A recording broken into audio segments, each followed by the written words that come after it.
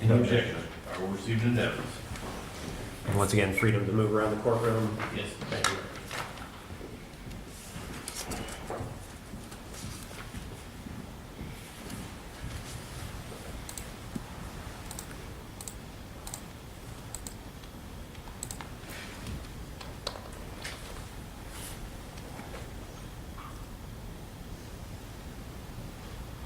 All right, Detective, can you see that on the screen? Yes, sir, I can. All right, could you just kind of, I believe you should be able to make marks on the screen if necessary, but could you first orient us to the area of town that we're talking about and what the major roadways are? Yes, so the north and south road in this photograph is I-95, and the east-west directional road there is Old St. Augustine Road. And if you could, and I believe you can make a mark on the screen, can you press on the screen and kind of circle where the actual crash occurred? Yes, sir, the crash occurred in this area here. Okay, so west of the 95 Old St. Augustine intersection. That's correct. Which, based on your investigation, which direction was Mr. Stewart heading? Mr. Stewart was eastbound on Old St. Augustine Road. Could you make, you can actually draw an arrow the way that Mr. Stewart was going? And based on your investigation, which direction was Mr. Monteagudo going? He was going westbound on Old St. Augustine Road, but he was going in the eastbound lanes. So Mr. Stewart was correctly in the eastbound lanes going eastbound, correct? That is correct. Mr. Monteagudo was in the eastbound lanes going westbound. Correct. There may be, do you see an erase button on your? Mr. Hughes insists me on that. So this is B1 in evidence. B2 is a closer up version of that, correct? Yes, it is. Can you once again kind of circle on the screen the approximate location of this crash?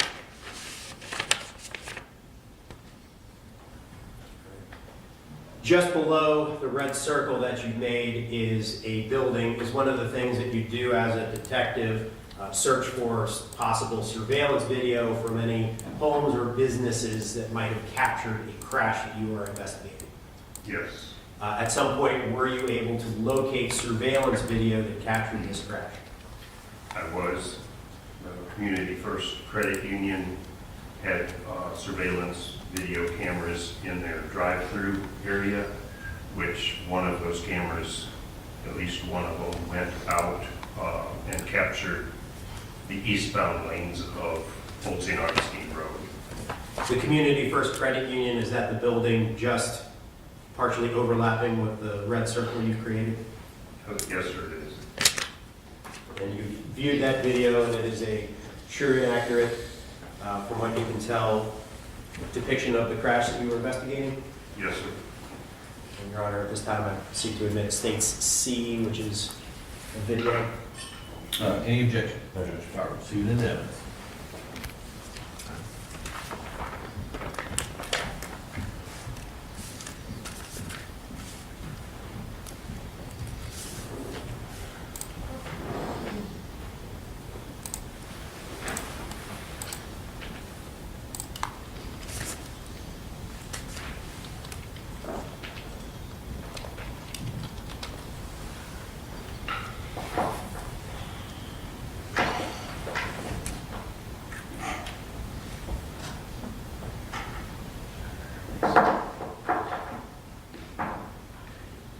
All right. Detective Spaulding, can you orient us to what we are seeing in this surveillance video as far as where the roadway is that we should be watching and what directions we should be looking at? Yes, sir. So Old St. Augustine is towards the top of the screen. Mr. Stewart was traveling this direction on Old St. Augustine Road. His vehicle will go out of view behind this object that is right there, and then it will come back into view right in here, and Mr. Monteagudo will be coming into the frame this direction, and the crash will occur right in this area here. And after the two vehicles collide, do you see the vehicles, both vehicles again? Yes, the vehicles come back into view. The vehicle that Mr. Stewart was driving, as he's going eastbound, you can see him noticeably slow down. And right before the crash, you can tell that his vehicle was almost at a complete stop. When Mr. Monteagudo's vehicle struck his, then it drove Mr. Stewart's vehicle backwards and raised the back end up. And it comes back into view this way, basically on its nose, and kind of pirouettes around, strikes this tree, and lands on its driver's side. Mr. Monteagudo's car continues in the direction he was going, goes off to the right a little bit, and goes up onto the grass median over the curb and comes to rest on the grass median. Okay. You go ahead and play the video, and if Your Honor would like me to play it again after I play it for the first time, I certainly can.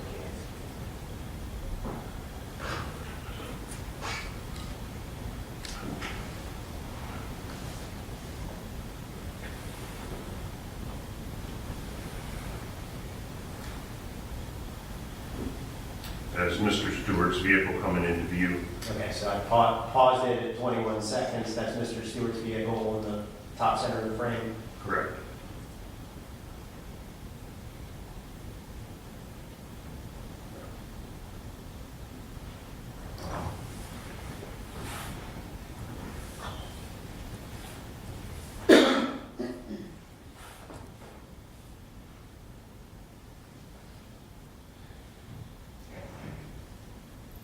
As this video goes on, are you able to see a figure of some kind go from where the Mercedes ended up over to where Mr. Stewart's vehicle is? Yes, sir. It looks like the driver of the black car crawls across the road towards the southbound side of the road. And about 2:23 of the film here, is that, can you see a figure moving in the grass or on the roadway? Yes, sir. Yeah.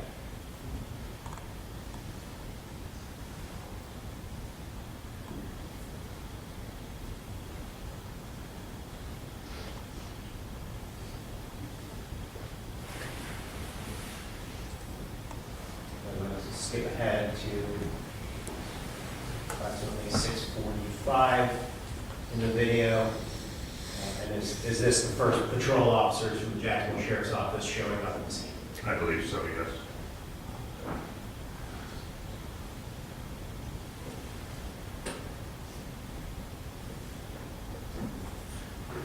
Were you also provided a slightly enlarged view of the scene of where both vehicles came to rest? Yes, sir. I'll go ahead and play that now. It's the second video on the city's exhibit.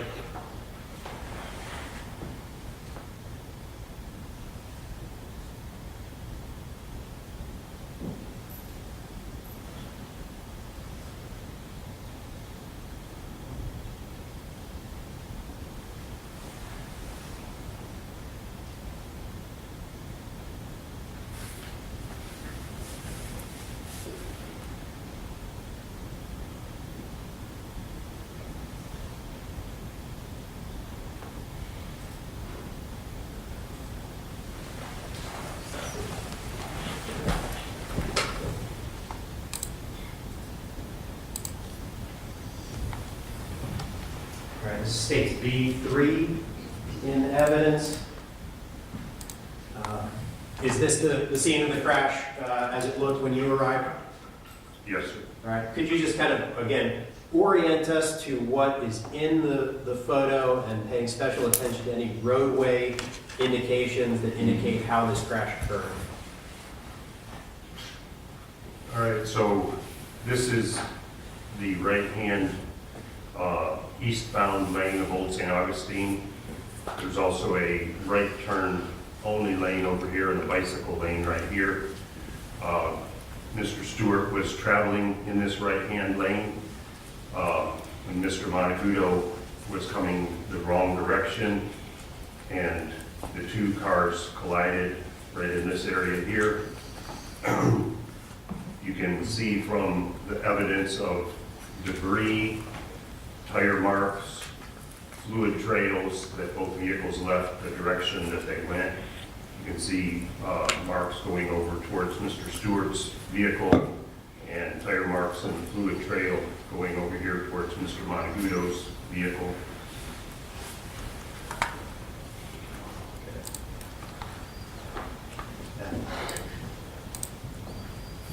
And how, were there any tire marks from Mr. Monteagudo's vehicle that led up to this area of collision? No, sir. States B4, just another angle of it. Can you point out the damage to Mr. Monteagudo's vehicle as well as Mr. Stewart's vehicle that you can see? So there's extensive damage to Mr. Monteagudo's vehicle from a front collision. There was as well extreme damage to the front of Mr. Stewart's vehicle up here. And if we continue to watch the video, I believe it was about 10 or 11 minutes after the crash that Mr. Monteagudo's vehicle became engulfed in flames. So it also has damage from fire, from it burning, and the fire department. What you see, the white stuff on the road here, is foam. They had to use foam to get the car put out. What is it from your scene investigation that sort of stopped Mr. Stewart's car where Mr. Stewart's car ended up? What did his car collide with after Mr. Monteagudo hit it? It ended up hitting this tree that it's up against right there, and that's what stopped it where it is. And this view that we were looking at is sort of back up Old St. Augustine Road toward I-95? I-95 would be back this direction. Okay. So there's a traffic light in the background. Would that be a traffic light controlling one of the entrances or exits for Old St. Augustine and 95? Yes, sir, that would be the traffic light for traffic that is going southbound on I-95 and then entering Old St. Augustine Road. Okay. And moving on, state's evidence B5, is this Mr. Stewart's vehicle and the damage to Mr. Stewart's vehicle? Yes, it is. The roof, we've seen some of the footage from the body cam. Why is the roof of Mr. Stewart's car on its side, not attached to the rest of the vehicle? The fire department, in order to get Mr. Stewart out, they had to cut the posts and cut down through the roof and cut the windshield off. They laid the roof back in order to extricate Mr. Trent, or Mr. Stewart.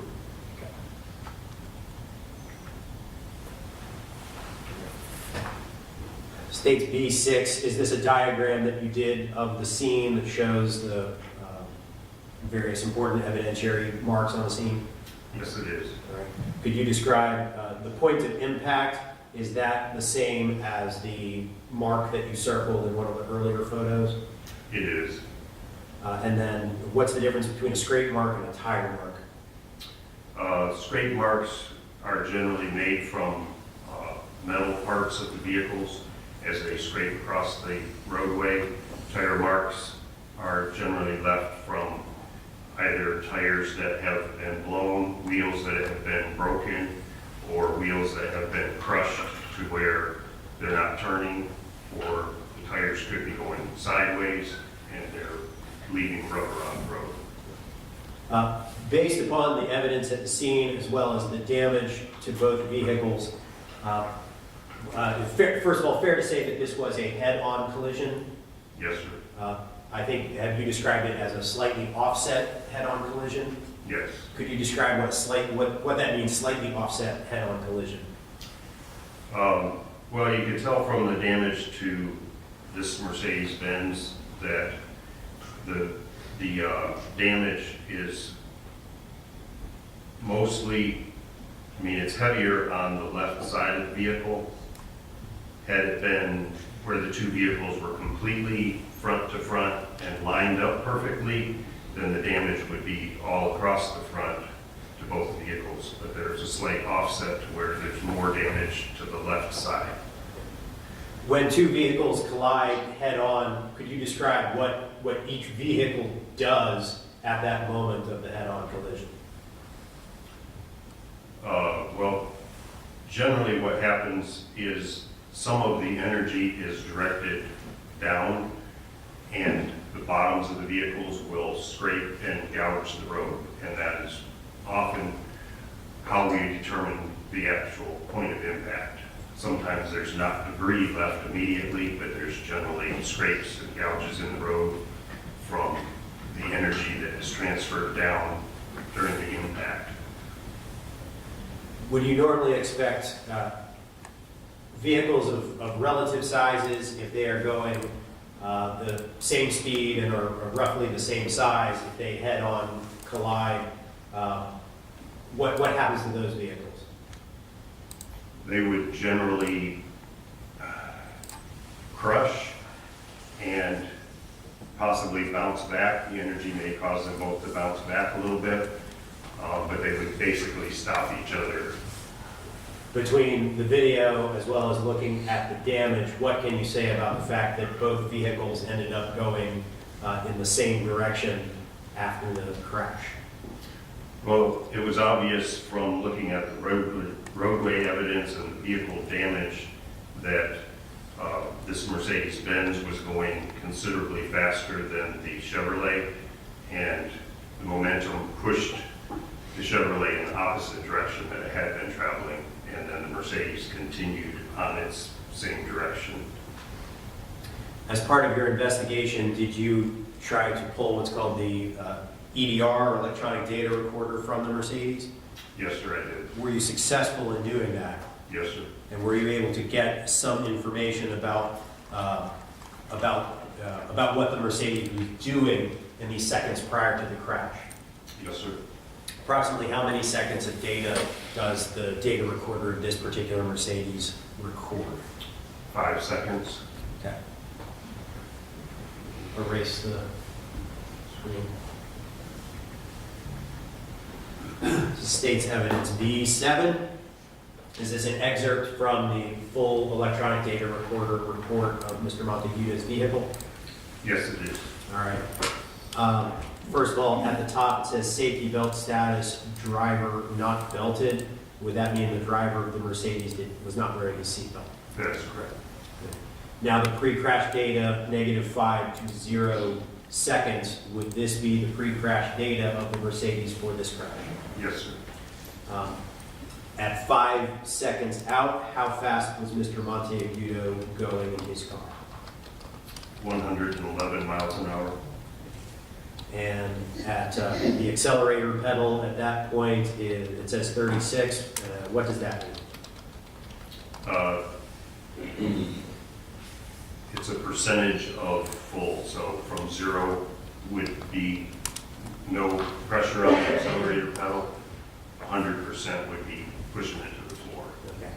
And so then at 4.5 and 4.0, or -4.5 and -4.0 seconds, we see that number 100 for the accelerator pedal. What does that mean? That means that he had accelerated to the maximum that his vehicle would go.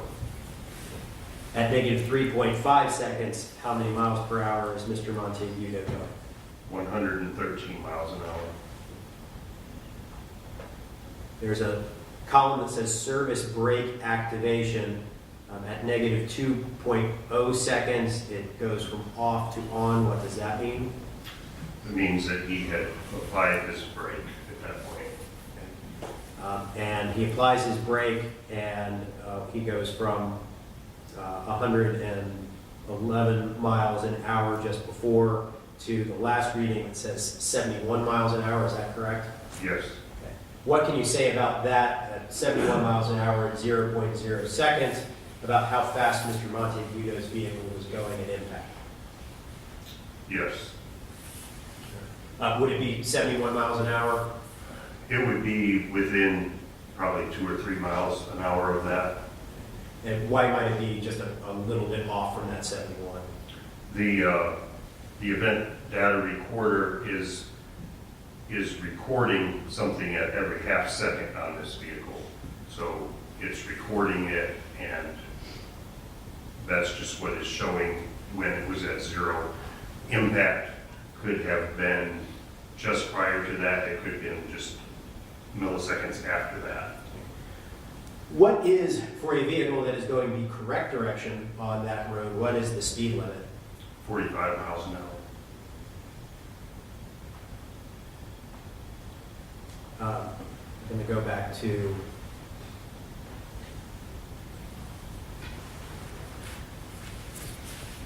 States B1 and ask you a few questions. First of all, have you done any research into how fast the make and model of that type of Mercedes can get from 0 to 60 miles per hour? Yes, Mercedes-Benz publishes that that vehicle can go from 0 to 60 in 6.5 seconds. Were you able to determine definitively where Mr. Monteagudo was coming just prior to the crash? No, sir. Okay. I'd like to highlight some potential areas where he might have been coming. So I mentioned that there was that traffic light controlling coming from northbound 95. I'm going to go ahead and circle it there. That would be from southbound 95, sir. I'm sorry, I misspoke. So from southbound 95, he was coming onto Old St. Augustine Road and hit that control light. Approximately how far is it from that control light to where the crash occurred? 800 feet. Based upon your research and calculations, would it be reasonable that Mr. Monteagudo could have been coming off the interstate at that traffic light, gotten up to speed to 100 plus miles an hour with 5 seconds of data before the crash? No, sir. Okay. Could he have done it from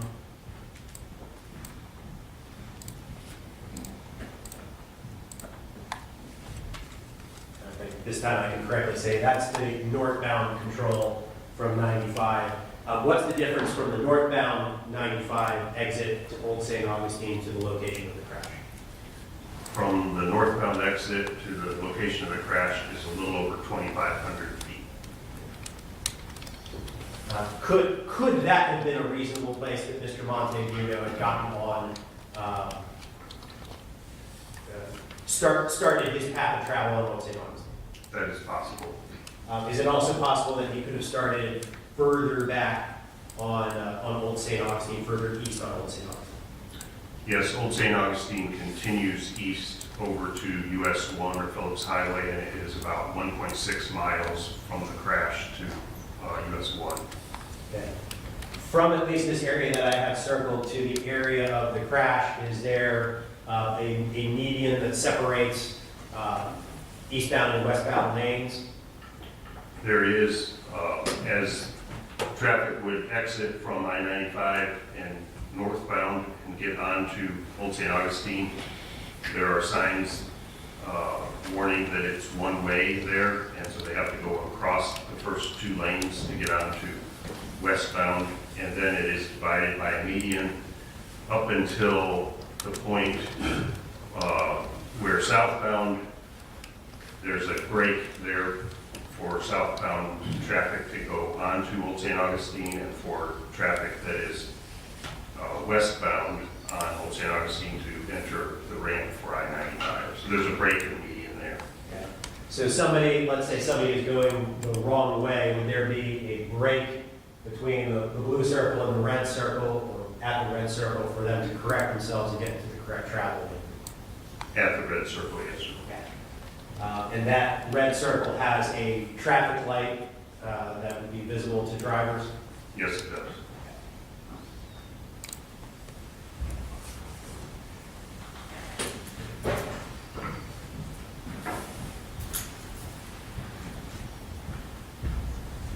Because of Mr. Monteagudo's situation, medical situation, were you able to make meaningful contact with him at the hospital that night? No, I was told that he had been intubated, that he was in emergency surgery, in life-threatening condition, and so I had not made contact with him that night.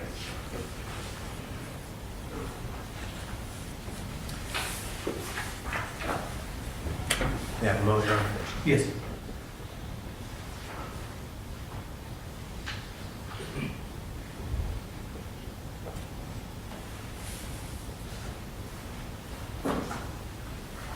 Thank you, Your Honor. I don't have any other questions. All right. Any questions from the defense? No questions, Judge. All right. Thank you, Deputy.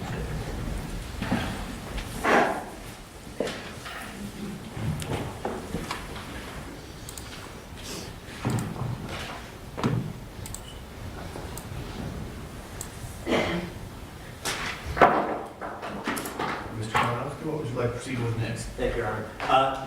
The victim's family has provided me with a approximately 20-minute video of some of Trenton Stewart's coaches and teammates. If the court would like, or if the court gives me permission, I can portray that now. I'll show it. Thank you. Ms. Fletcher, any objection to viewing the video?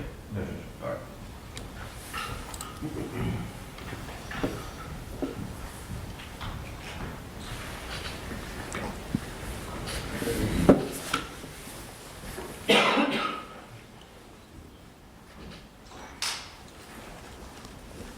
Well, we both came in like the same class, and I was a transfer. So when I transferred in, I didn't know nobody, I didn't talk to nobody. And it was the first conversation I ever had. So, great kid, never said much. And when he said something, it was like, we gotta pay attention, let's listen what he has to say. High-spirited kid, never had a problem with him. Loved him to death, so.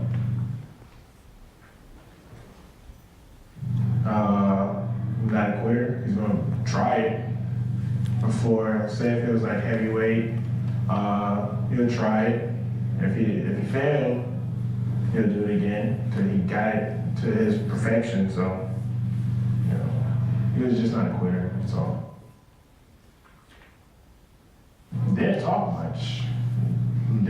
much. And I didn't talk much either. So, because I was just fairly new. So, it was like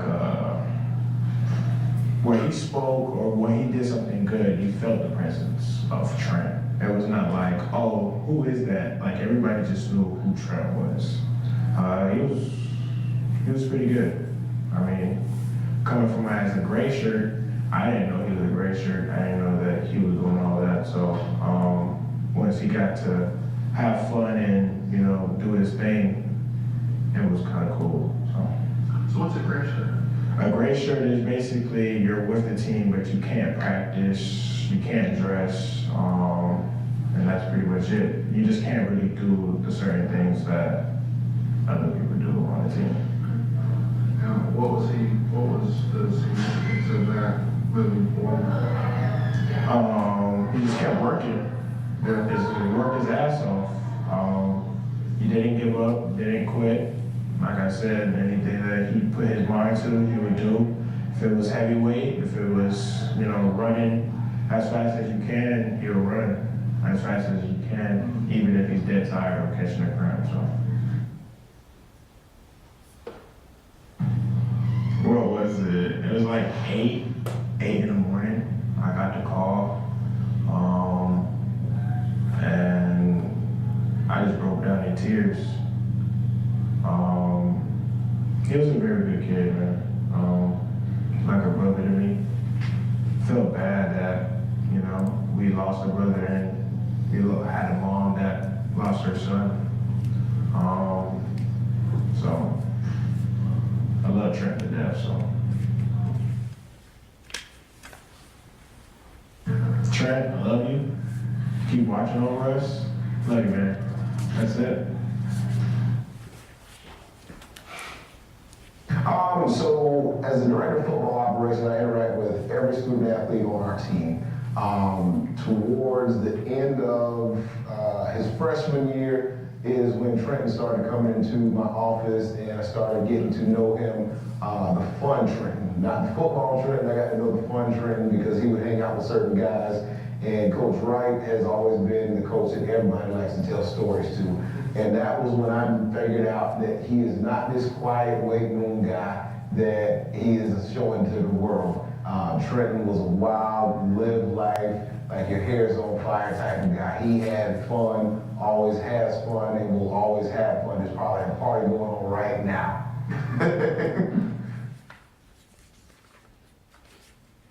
So Trenton in the weight room, there was no nonsense. He didn't take crap from anybody. You're in there, you're working.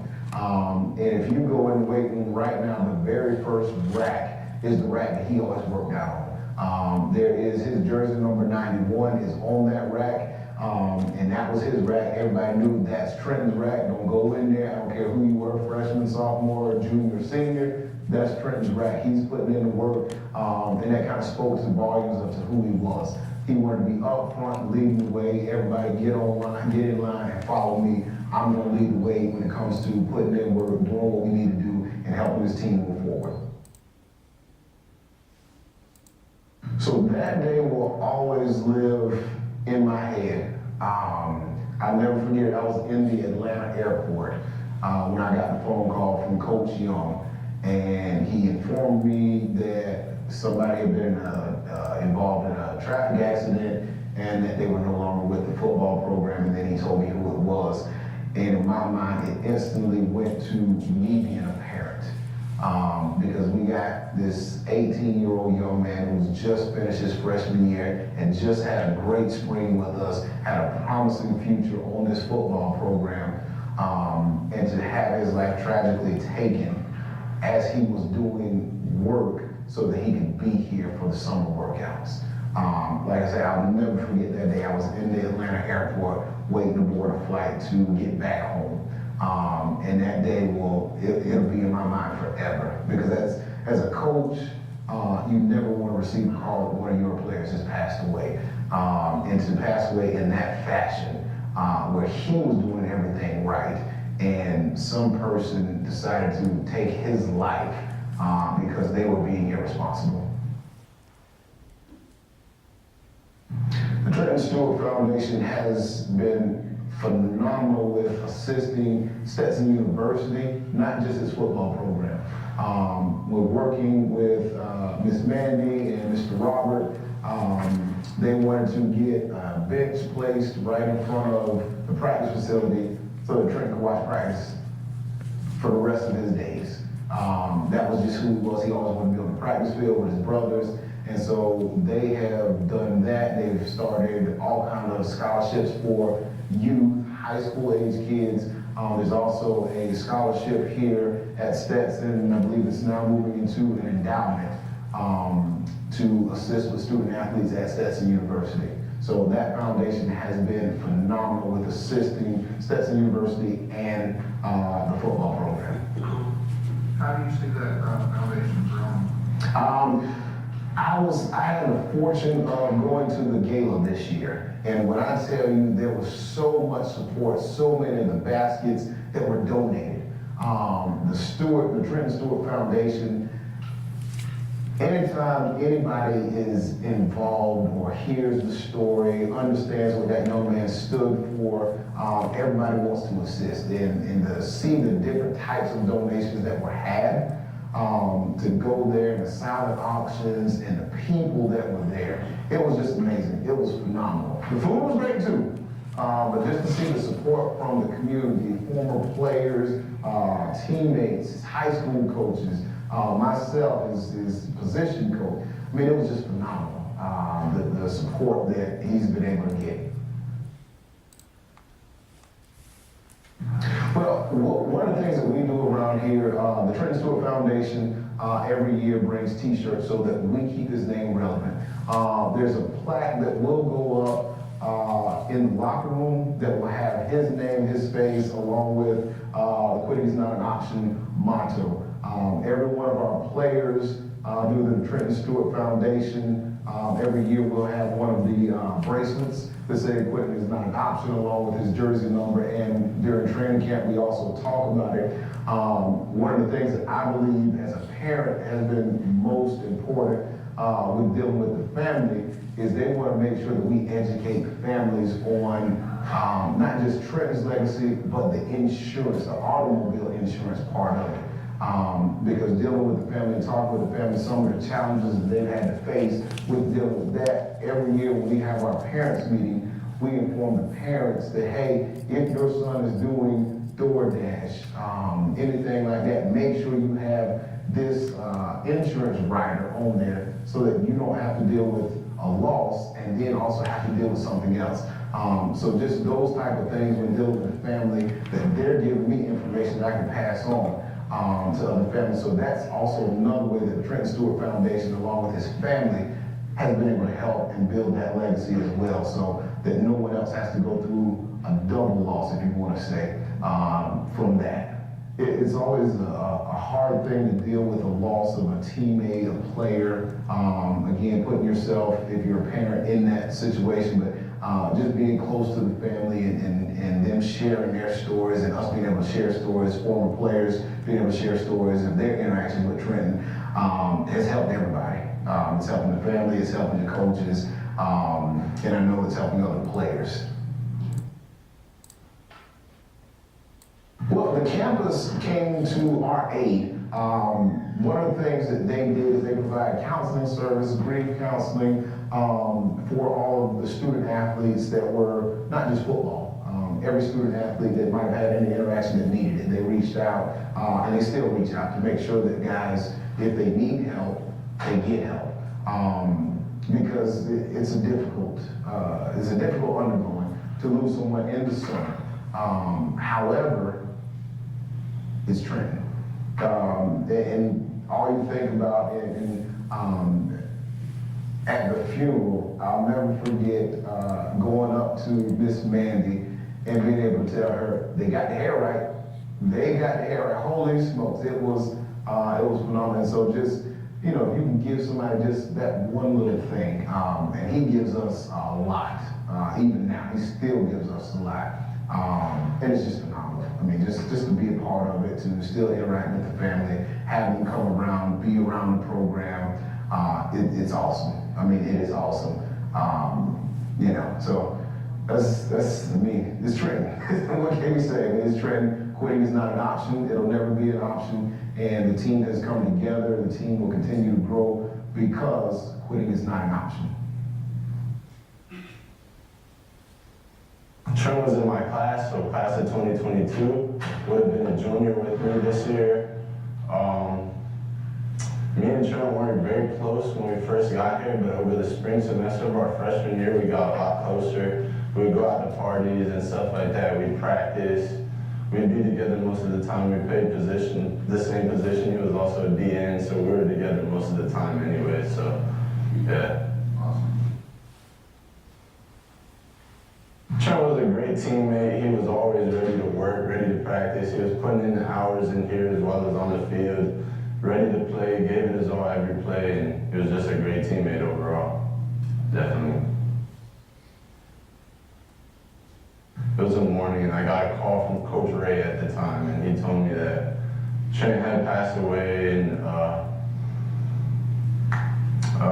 kind of just like was lost. Like I didn't understand at first, but I kind of didn't really think about it because he actually, during the spring, me and Trent had both pulled our hamstrings. So the night before he died, he had texted me because the trainers gave us a sheet to rehab over the summer while we were at home. And he had texted me to send him a picture of the sheet.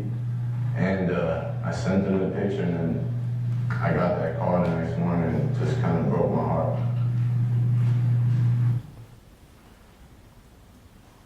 I think it's awesome. I think something Trent would have really wanted.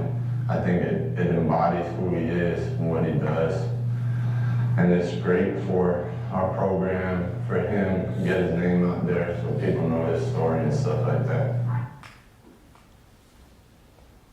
Well, I have a little plaque on my locker that says, in loving memory of Trenton Stewart with his picture on it. In the weight room, we have stickers of 91 on all the racks. We have his jersey, especially in the D-line room, it means a lot to us, so we try to play for him and through him. Trent was a great guy. I miss him a lot, man. Like, that was my dog for real. Sad. That's all I got. So it's actually really funny. Trent was the first person I ever met coming to Stetson, and it was just like a really cool experience. Like I was really nervous coming in here, and I just didn't know anybody like at this school. And we went on the visit together, and I didn't know anyone on the visit, and he sat next to me the whole time, and we were joking around, and by like the end of the visit, I had his number, his Snapchat, and we were texting like all the time. And he was the first guy that I really made friends with at Stetson.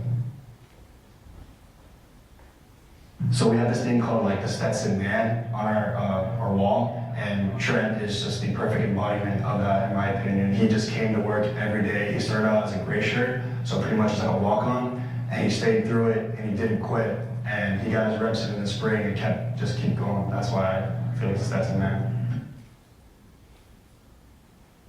I mean, I was with one of my friends at the time, and I just kind of stopped. I just couldn't work out I just stopped. I couldn't really take it in, and then I called my parents to tell them about the news, and I didn't know how to understand it or anything like that. It didn't really feel real at the time. I think it's great, you know, like he's the embodiment of just a player that does not give up. That's why quitting is not an option, because quitting was never an option for him. He never quit. He never backed down to a challenge. He never stopped, and that's why the foundation is named that. You know, we have wristbands, and I have a tattoo on my chest for Trent, just for that. Like every time I think about quitting, I look at my chest and I think about him every time, because he wouldn't do it, so I'm not going to do it. I just miss him a lot. I get pretty emotional when I talk about stuff like this, because I haven't lost too many friends, and I consider Trent one of my good friends, and it's just really hard to talk about. But I love him a lot.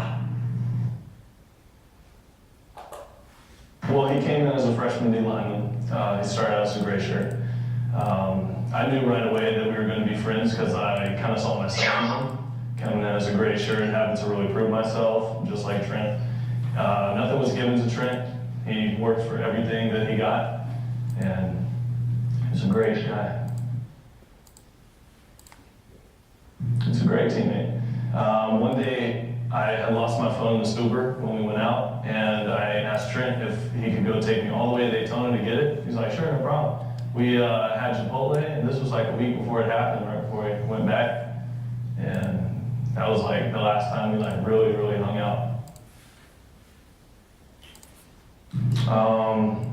That's a day I'll never forget. It was me and Zeke. We was at my parents' house, and we got a call from Coach Ray saying that Trent passed. And then Zeke saw that he had a missed call from Trent's mom, and then like we called him back, and then we had to like call Coach Ray and like basically say what happened. I think it's a great foundation. I think it really displays all Trent was for, and I think it also correlates to the Stetson Man. Just, we can't quit, because Trent didn't quit. He wasn't even given an option. So we just gotta keep doing it every day for Trent. I mean, Trent was a person that just always was there for me, like no matter what we were going through, like in camp, you know, I mean, he was a gray shirt, so he wasn't practicing at first, and then, you know, he started practicing, and he was just always full of joy, always like wanted to work out. Like we were working like 7 a.m. to like 11. He was always trying to, any free time like during lunch, just trying to lift or something. And it would motivate me just to like keep going. You know, even when I was playing and he wasn't, like, he was probably working harder than me, he wasn't playing yet. And I just felt like any time that I needed him, you know, he was just there. Anytime. I mean, like, he was always the first person that to talk to me if I ever need anything. So yeah. Great teammate. I mean, probably one of the best teammates. Honestly, if he was still here, he'd probably be one of the biggest leaders on the team. I mean, like I said already, like, he wasn't playing yet, and he was probably working harder than everybody. So, like, I mean, I get done with class, go take a nap. He get done with class, we had the same class, and then he go work out. Like, you know, he was just, like, very motivational, just, not even by what he was saying, just by what he was doing. So, I mean, that speaks levels. I love it. I mean, I get these cool bracelets, cool shirts, you know, and they do a very good job at, keeping me feel welcome when they family, I feel like family. And, I mean, they represent him, who he was very well means to their parents, so like, but I love it. I love what they're doing. They're doing a very good job. And I mean, they taken something tragic and turned it very big, so, I can't really look at the foundation, it's gonna go to a great place. Just I love Trent. Listen every day. Yes, sir. So I guess I'll just tell a story about how I met him. It was my freshman year, going into my sophomore year of high school, and he was upperclassman senior. And we were on the bus on the way to a little scrimmage we do for Little League, Pop Warner. And I was sitting behind him, and I didn't know who he was at all. And he was taking a selfie. I guess he was sending it to his other upperclassmen friends. I just made like a funny face, and then we started talking after that. And yeah, I mean, it just went a long way from there. Started training together and everything. He was a great teammate, even if he wasn't getting a lot of reps and getting on the field as much as he wanted to. He was still pushing everybody and making everybody do better and feel better about themselves on the field. It's a great foundation, the events they run, and all the banquets and galas they run, and the scholarships. It's a great thing they're doing. And yeah, the gala's a great time, and the fundraisers they do with all the auctions and stuff is a great thing. Long live Trent.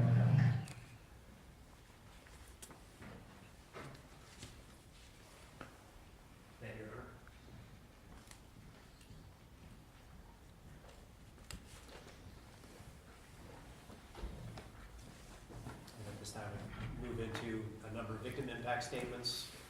Yes, do you think are you going to proceed with the ones that the victims will read themselves first, or the ones that you're going to read? I'm going to read one first and then move to people who'd like to read themselves. Are the statements from the people that you're going to read yourself, are they present in the courtroom? I believe the first one is, and I also have I have his notarized statements. All right, very good. If they're notarized, then we don't need to swear them in. If they're not notarized, my preference is to have them sworn and verify the statement. Yes, Your Honor. Okay. Fair. The first statement that I've been asked to read is from Ezekiel Romero. I do believe he's here. He raised his hand. His mother is here. And he writes, and his name is spelled Ezekiel, Romero, Romero.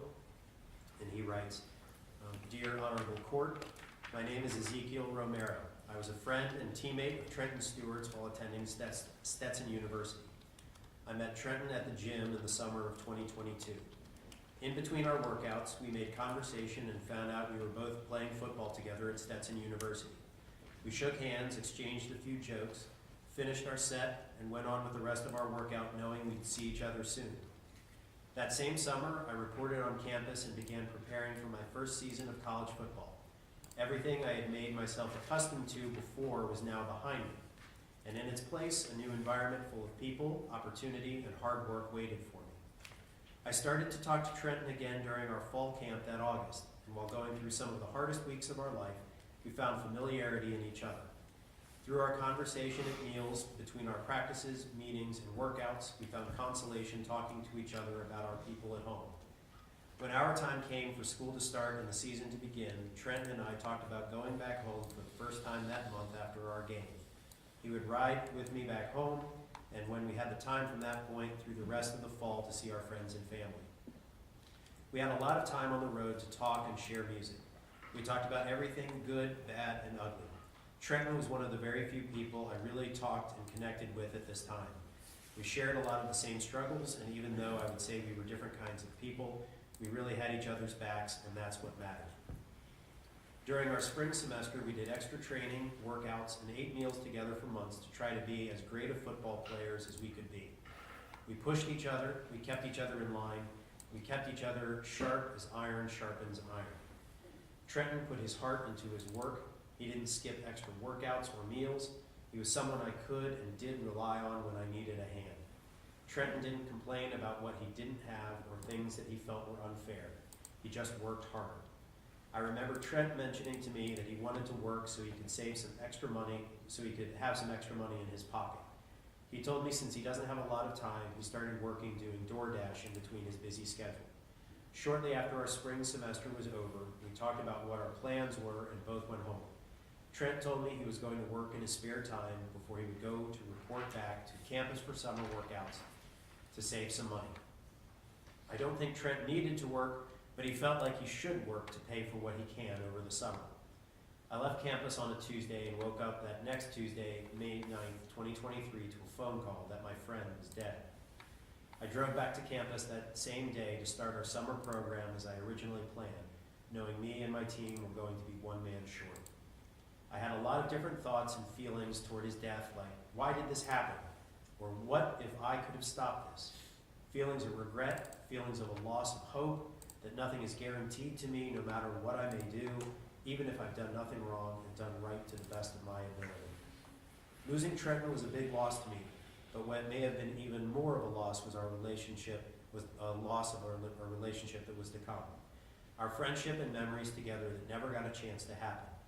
Even now, it's strange to me to have memories we shared together that only I am witness to anymore. Since the incident, I feel like my perspective in life has been permanently changed, and I know many people that knew him have thought and felt the same way. I would like the court to consider maximum sentence for the defendant. I believe that the defendant has proven himself to be a danger to society, as shown by his record, and is beyond a chance to improve himself anymore. As per his known past, I believe it is only a matter of time before another innocent person gets hurt or killed if the danger of the defendant is neglected once again. After everything that has transpired, I would like to openly state I wish no malice toward the defendant. I wish mercy upon his soul. I hope he would find redemption in himself through God, and he would be forgiven for his transgressions. Thank you to the Honorable Court for your time, and thank you to the Honorable Judge for your time and consideration. Ezekiel Romero. Thank you. Your Honor, and I'll submit that written statement. Yes. Any objection to receiving that into evidence, Mr. President? No. We'll receive it into evidence. And I also have a hard copy of the video that was played. I'll submit that as well. All right. We'll receive that into evidence as well. Next, I proceed to people who are present who would like to read their own statements. Okay. The first is Maya Ford.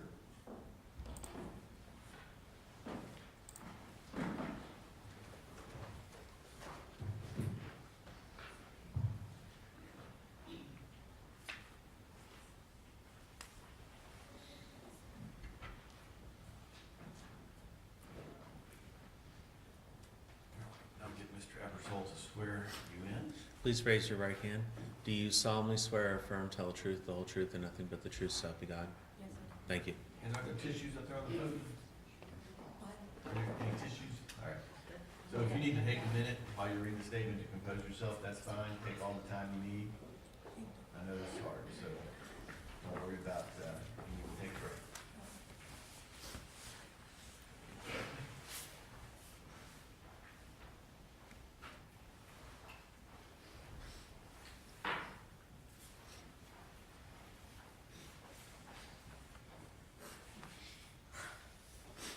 Sorry. It's okay.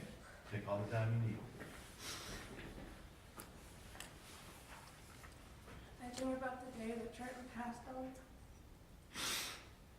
It's been over a year, yet feels like a week. And I replay it over and over again. The call from my Uncle Rob right before work. I can hear him crying, trying to reach my mom, but couldn't tell me why. And I tried to call Trey, but obviously he didn't answer. And I knew something had happened, I just didn't know what. I remember my mom calling me out of work. And I remember falling to the ground and going to his sister's house and seeing them cry. And that same day, driving 18 hours to come see him for the very last time. And I remember seeing him in his casket and not wanting to leave his side. If I could have slaved right there next to him, I would have. Trent was my best friend. It was very hard for me to get close to people, and I always felt like everyone has a person, and it was hard to feel like I didn't, but Trent was my person. He was my favorite person. And he took my person away. I've thought about this impact statement for so long, and what I would say and how I would say it, or how it would feel to finally see the person who took my cousin away. I didn't know what to say, I just know that I genuinely feel like I won't ever be okay again, and I feel broken, and I know that I'm more scared of death than I've ever been. But I'm not scared of dying, I'm scared of who's going to die next. I know that Trent deserved to live his life, and die of old age, not the second life to be taken by the careless acts of this man. I know that I feel so much guilt, knowing that every day, every second, every birthday, every holiday, I get to be here to experience. And he does. He took a life away, a life that made a difference in this world. Trent would have done amazing things had he been able to. Trent did do amazing things, and I miss him, and I miss his calls, and I miss his texts, and his goofy Snapchats. I miss coming to see him, I miss him coming to see us. I'm so very thankful that I got to have him in my life, but I'm so angry we didn't get more time, and I'm angry that he did. I'm angry that we had to spend Mother's Day weekend burying my favorite person. I hate that was once a happy place is now a reminder of someone who's no longer here, because I feel him everywhere, and it hurts. A lifetime's worth of hurt, and no amount of time in jail will ever come close to that. But I need him to go away, because I don't wish this feeling on any other family, and I believe that he will continue to do what he did if given the chance to. And I hope he sees his face, and I hope he knows the tremendous amount of hurt and suffering he has caused, because I'm not able to escape it.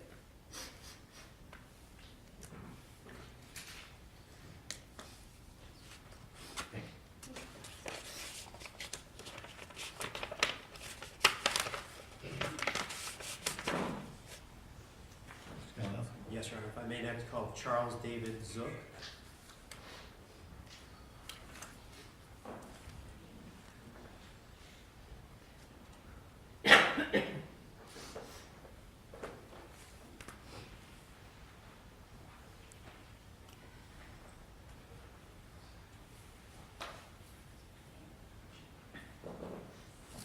Please raise your right hand. Do you solemnly swear or affirm to tell the truth, the whole truth, and nothing but the truth, so help you God? I do. Thank you. Honorable Judge, I'm Dave Zook, I'm his grand. Same for you. If you need a minute, take all the time you need. Trent was such a kind person. He always respected everyone he was associated with. He always respected love. I love to help people. He told me, we talked to Spence, the coach, before he accepted at the University of Stetson, that he would give it a year, and told the coach, give me a year and I'll show you what I can do. The coach redshirted him, or redshirted him, so he wasn't going to play the first year, because he was only 18 years old. His body needed to mature to play. He really matured because he took his body to the next level. He matured himself into a 6'2", 235 pound body, was ready to play football. Spring, he had 2 sacks and 3 tackles at the spring game. He actually had started changing the teammates into working out more often than they ever did before. Before he was there, they didn't work out as much as he did. Basically, the whole team started working out more. The coach at his funeral told me that next year was going to be his year he was going to play. We live on the west coast of Florida, and my daughter was going to get us tickets for the Butler game, so we could finally see him play football at Stetson University. This did not happen because of the traffic accident. We were never able to watch him play college football. I think that Ariel Monteagudo should get the maximum sentence, and should never be able to drive the rest of his life. because this is the second person that has died in an accident that he was caused. Thank you.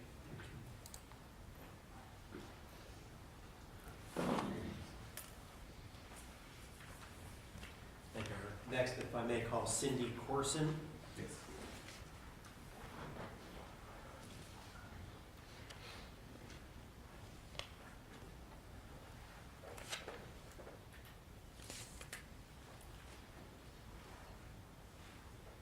So you have Mr. Kalinowski, I forgot to have Mr. Eversole swear in the previous victim of the fact that you need to sworn in, Mr. Fletcher, any objection?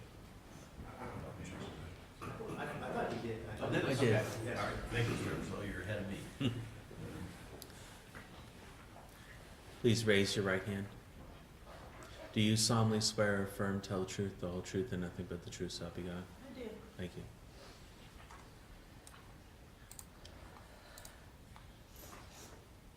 Your Honorable Judge Brown,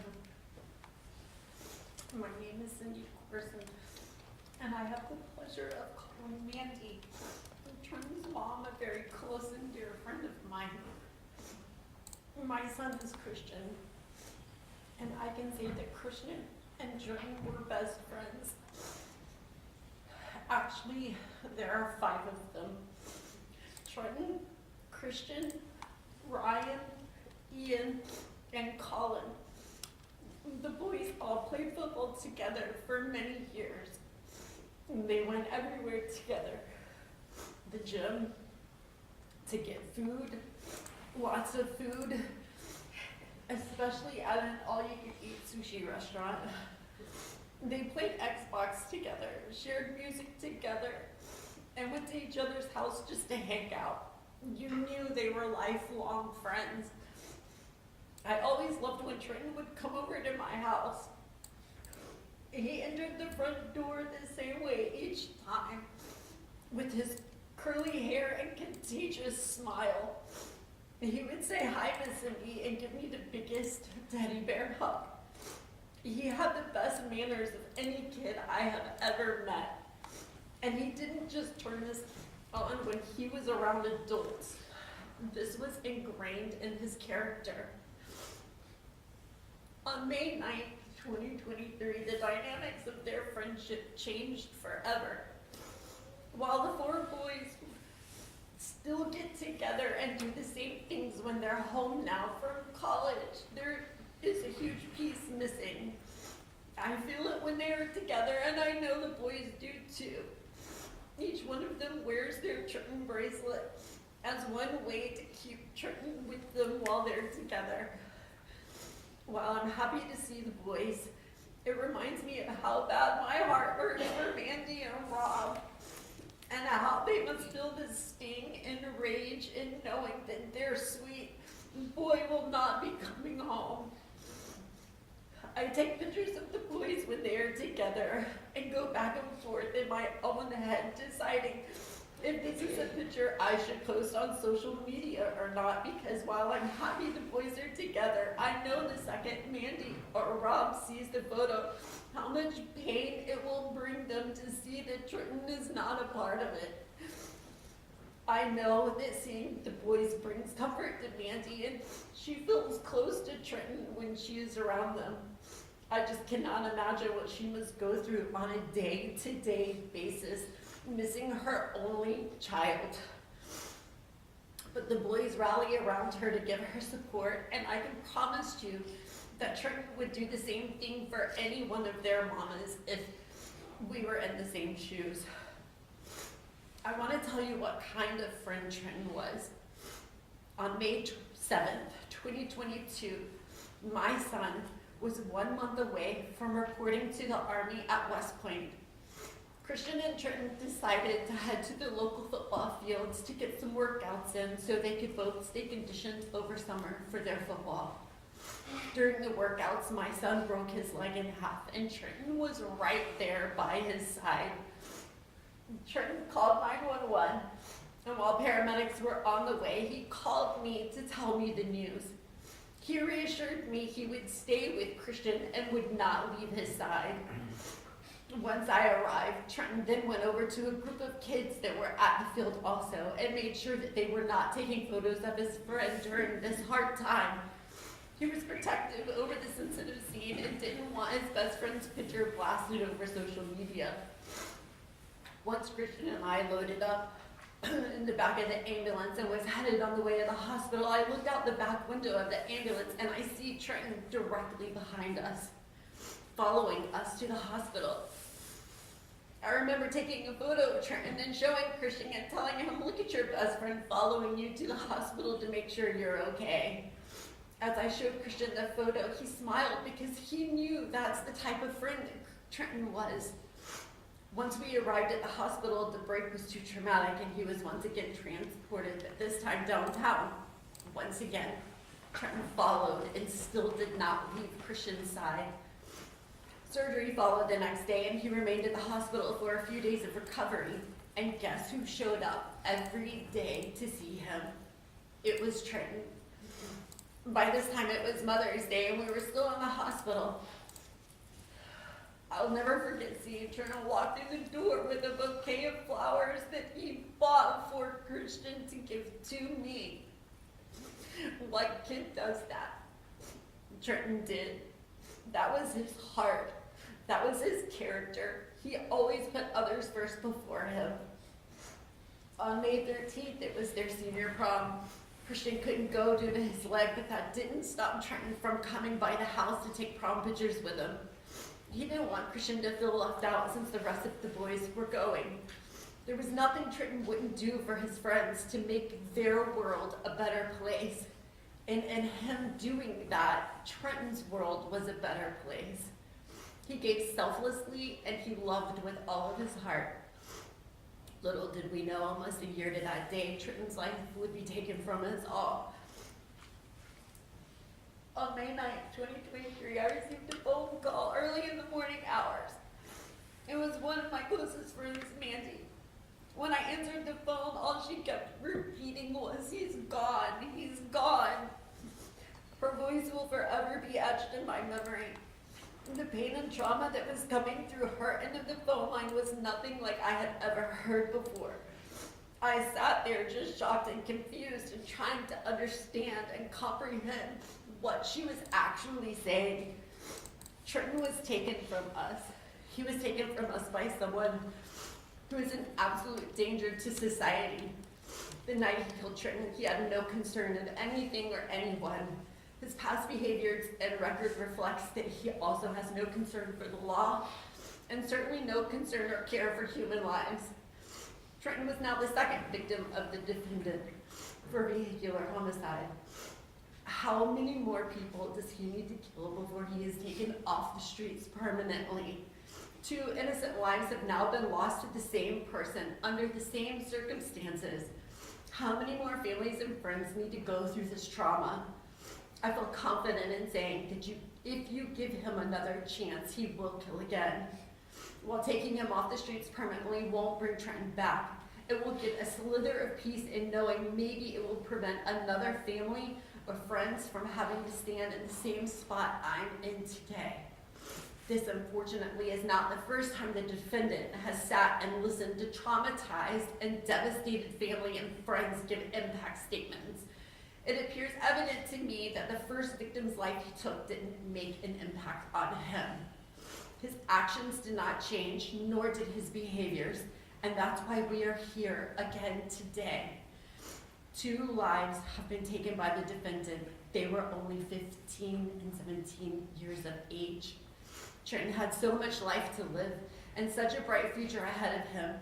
His determination to make something of his life was evident to everyone, and there was nothing standing in his way until May 9th, 2023. It's rare a day goes by that I don't think about Trenton. I see his pictures in my house. When the boys get together, I think about him. When I drive by the scene of the accident, I think about him. When football is discussed, I think about him. When Facebook memories pop up with him and Christian and the boys, I think about him. When I see the scars on my son's leg, I think about Trenton.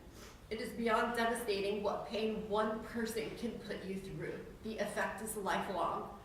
The pain I see his parents go through, his grandparents go through, and his friends go through, it's all just so unfair.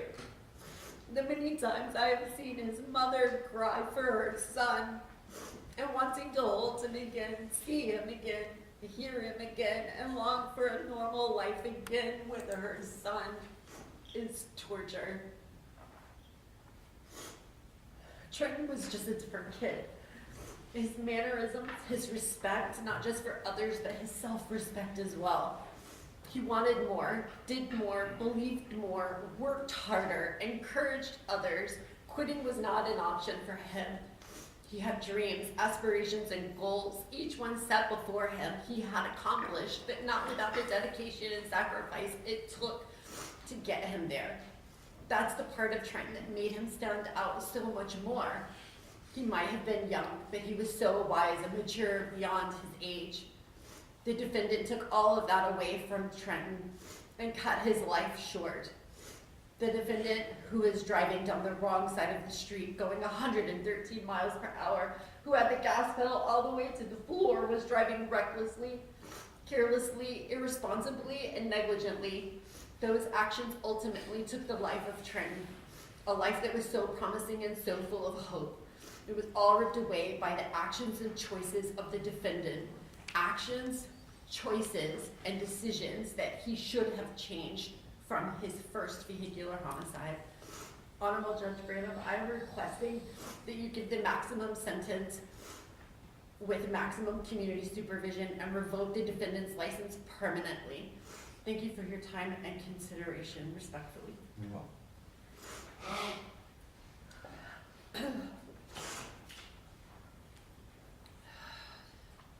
This letter is from my son, Okay. Christian.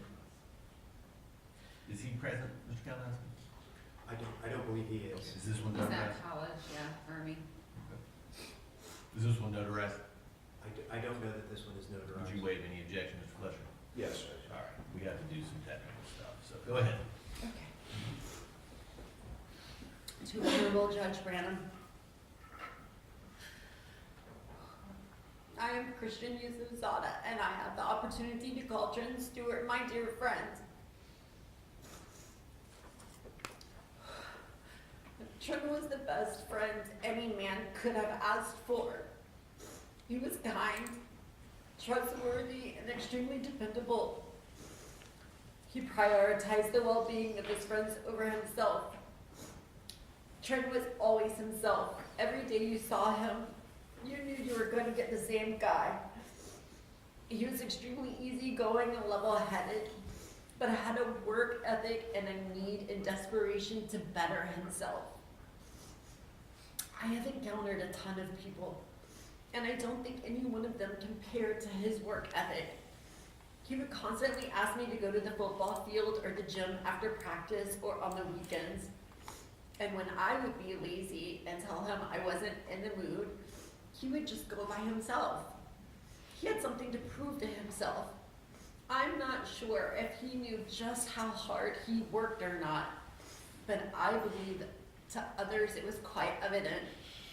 We enjoyed our time together. We enjoyed hanging out with friends together, talking sports, spending all of our money going out to eat. While Trenton has passed and moved on to heaven, his spirit lives on in me and his parents, his friends and family. When I find myself in times of self-pity, I think of Trenton. His life was taken from him and did no wrong. Meanwhile, I'm blessed to continue living mine. I live through him every day, and he still continues to be one of my main sources of motivation. He makes me want to be a better son, friend, and teammate each and every day without fail. I am eternally grateful for the time I had to get to know him. While you make your decision over this case, Honorable Judge Branham, I request that you revoke the defendant's license permanently and give him the maximum prison sentence in order to prevent a tragedy such as this one from occurring again. Thank you very respectfully, Christian. Thank you.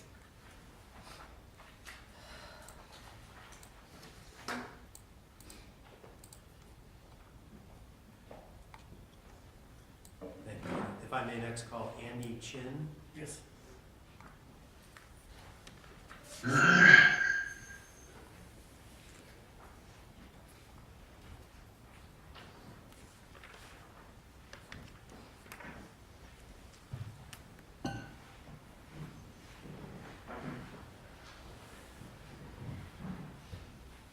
Please raise your right hand. Do you solemnly swear or affirm to tell the truth, the whole truth, and nothing but the truth, so help you God? I do. Thank you.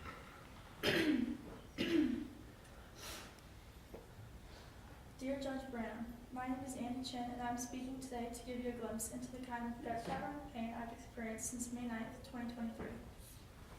As a close best friend of Trent, I am to scrape the surface on the kind of person he is so that you can picture how life has been without him. I still can't bring myself to use the word was in a sentence talking about him. Nothing about that feels right. Trent and I went to high school together where he played football under my dad, who was a coach at the time. And I remember always seeing him being the last one off the field after practice. I was a water girl for the team for a while, and I can still hear him saying thank you each and every time I sprayed water in his face through the helmet from some dirty Gatorade bottle. He always said thank you.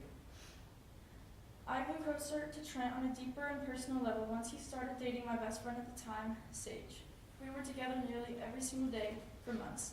At the gym, in the garage late at night, in the kitchen making chicken and rice, running to Wawa for hoagies at 2 a.m., sitting in the Walmart parking lot talking about life, in the car blasting Rod Wave, anywhere at any time, he was there. He was the advice I needed when lost, the shoulder to cry on when no one else understood, the silent hug when he could see the pain in my eyes, the phone call for 3 hours when I couldn't sleep, the laughter in every room, the biggest supporter I had, the first one to notice the small things, the closest person to perfect when it came to a best friend. I still have voice recordings he would send me of long pep talks and bursts of positivity saved on my phone from him. Hearing his voice sends the shock of 1,000 volts through my chest all at once, and all I can see is the plastic bag of his belongings that were left in the car from the accident that the officer delivered back to his house afterwards. There are no words that come within a mile of the feeling that struck every fiber of my body, being told that my best friend Trenton Stewart was killed. If a heart could physically be ripped in half at the seams inside of one's body, that's how it feels every day that I go on knowing he's not here. I keep a picture of him on my dashboard in my truck, and every time I see his face, I get blurred flashbacks of his body in the casket. It is inhumane to see someone you love to your core lying in a casket, lifeless, knowing you never got to say goodbye. He was supposed to make it home that night. There is no justifiable price to pay when it comes to the theft of someone so packed with grace and pure bliss like Trent. The pain of May 9th, 2023 will never leave my body.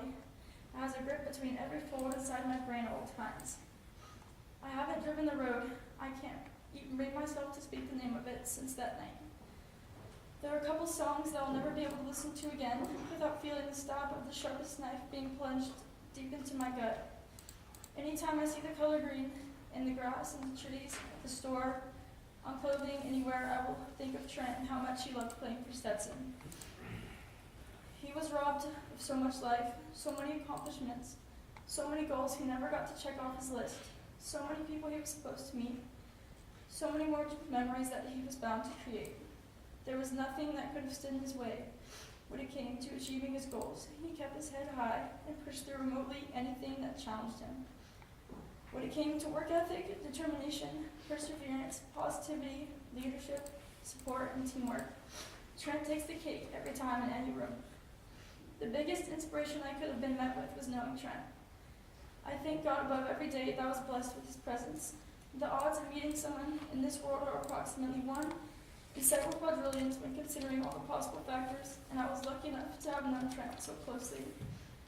I will never understand why I was blessed with such a gift, or why it was stolen so soon, or how life will ever be the same now that it's gone. But I do know is that each day I spent with him will live in my mind like a movie replaying over and over again as long as I live. There's a hole left inside of me that will remain empty, a space that Trent used to fill with an overflowing amount of love. Well, yes, the sun may rise again tomorrow, the world will continue to rotate, and the years will continue to pass. Trenton Stewart's a soul that left a mark so distinct on this world that even time cannot erase.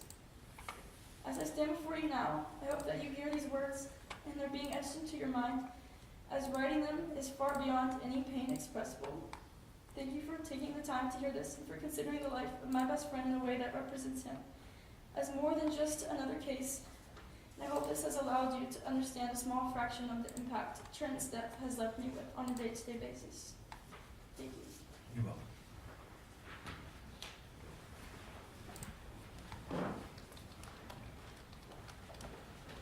You know, I'll have two final statements to present, but before I do that, I want to acknowledge that the family, although they are not making a statement, the family of Miss Ramos, who was the victim of the first vehicular homicide that Mr.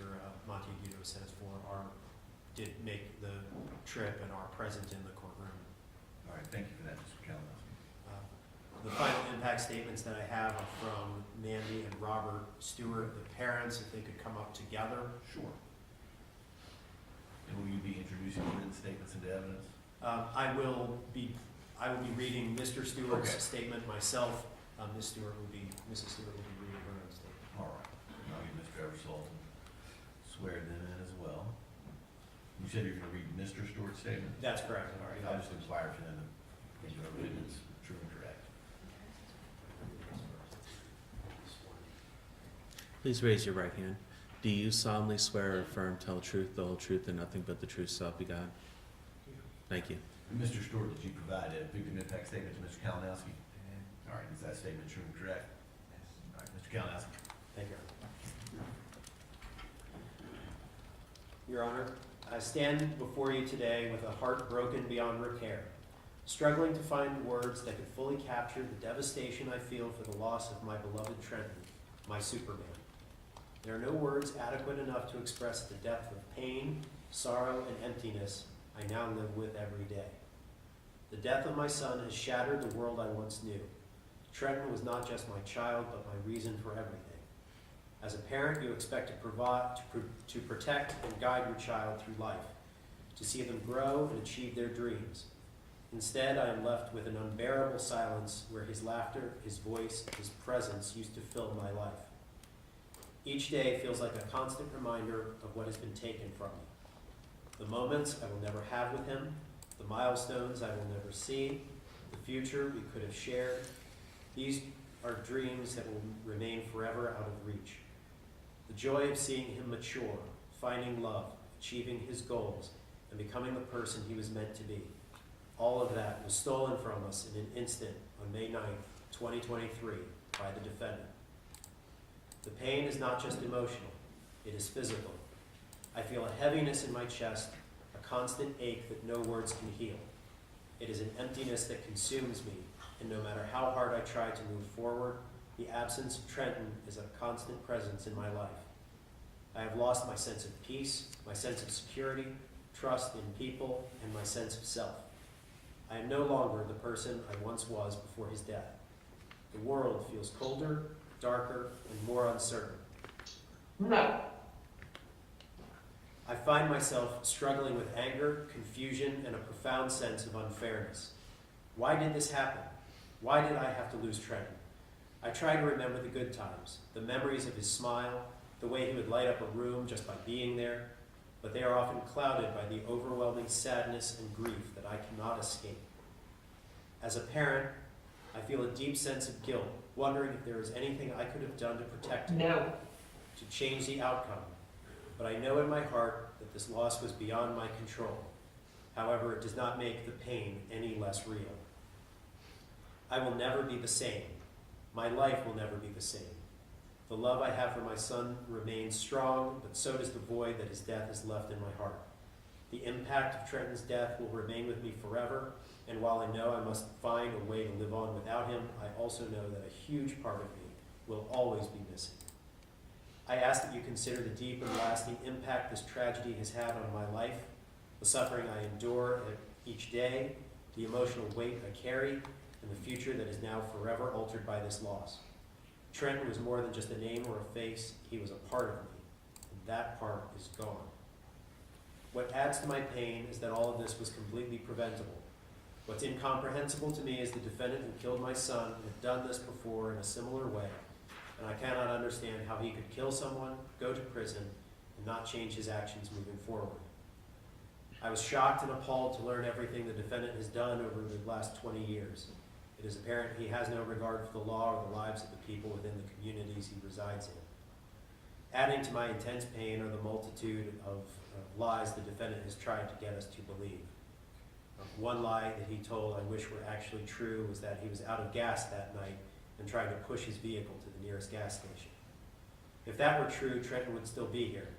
My son was the type of person that would have stopped and helped push the car into the gas station. He was a selfless, strong, caring, and loving young man, a person respected and loved by everyone he came into contact with. He optimized the exact qualities every family and community want from their youth. The defendant attempted to seek $1 million in damages from DoorDash, stating the crash was Trenton's fault, trying to perpetuate this lie to a law firm. This case was dismissed because there was video proof of this. It is obvious to me that the defendant has learned nothing from his past mistakes. He does not care he has taken 2 beautiful children from the world, nor of the ripple effects for the pain which will last forever for 2 families, 2 communities, and hundreds of friends, and the countless souls who will learn of this story. We are all left trying to find a new way to live, but the pain is constant. We have all been negatively affected by this tragedy, and it is something we will all carry with us for the rest of our lives. As parents, we are forever changed. As a family, we have been torn apart and are struggling to find a way to heal. Our community has been robbed of a young life with so much promise. The ripple effects of this loss extend far just beyond our home. Trenton received a life sentence that night. Our family, our community, and our friends have also received life sentences. Although I believe the sentence should be much greater than 15 years, I hope you sentence the defendant to the maximum sentence allowable. Thank you for hearing my words. Sincerely, Robert W. Stewart, Trenton's father. Thank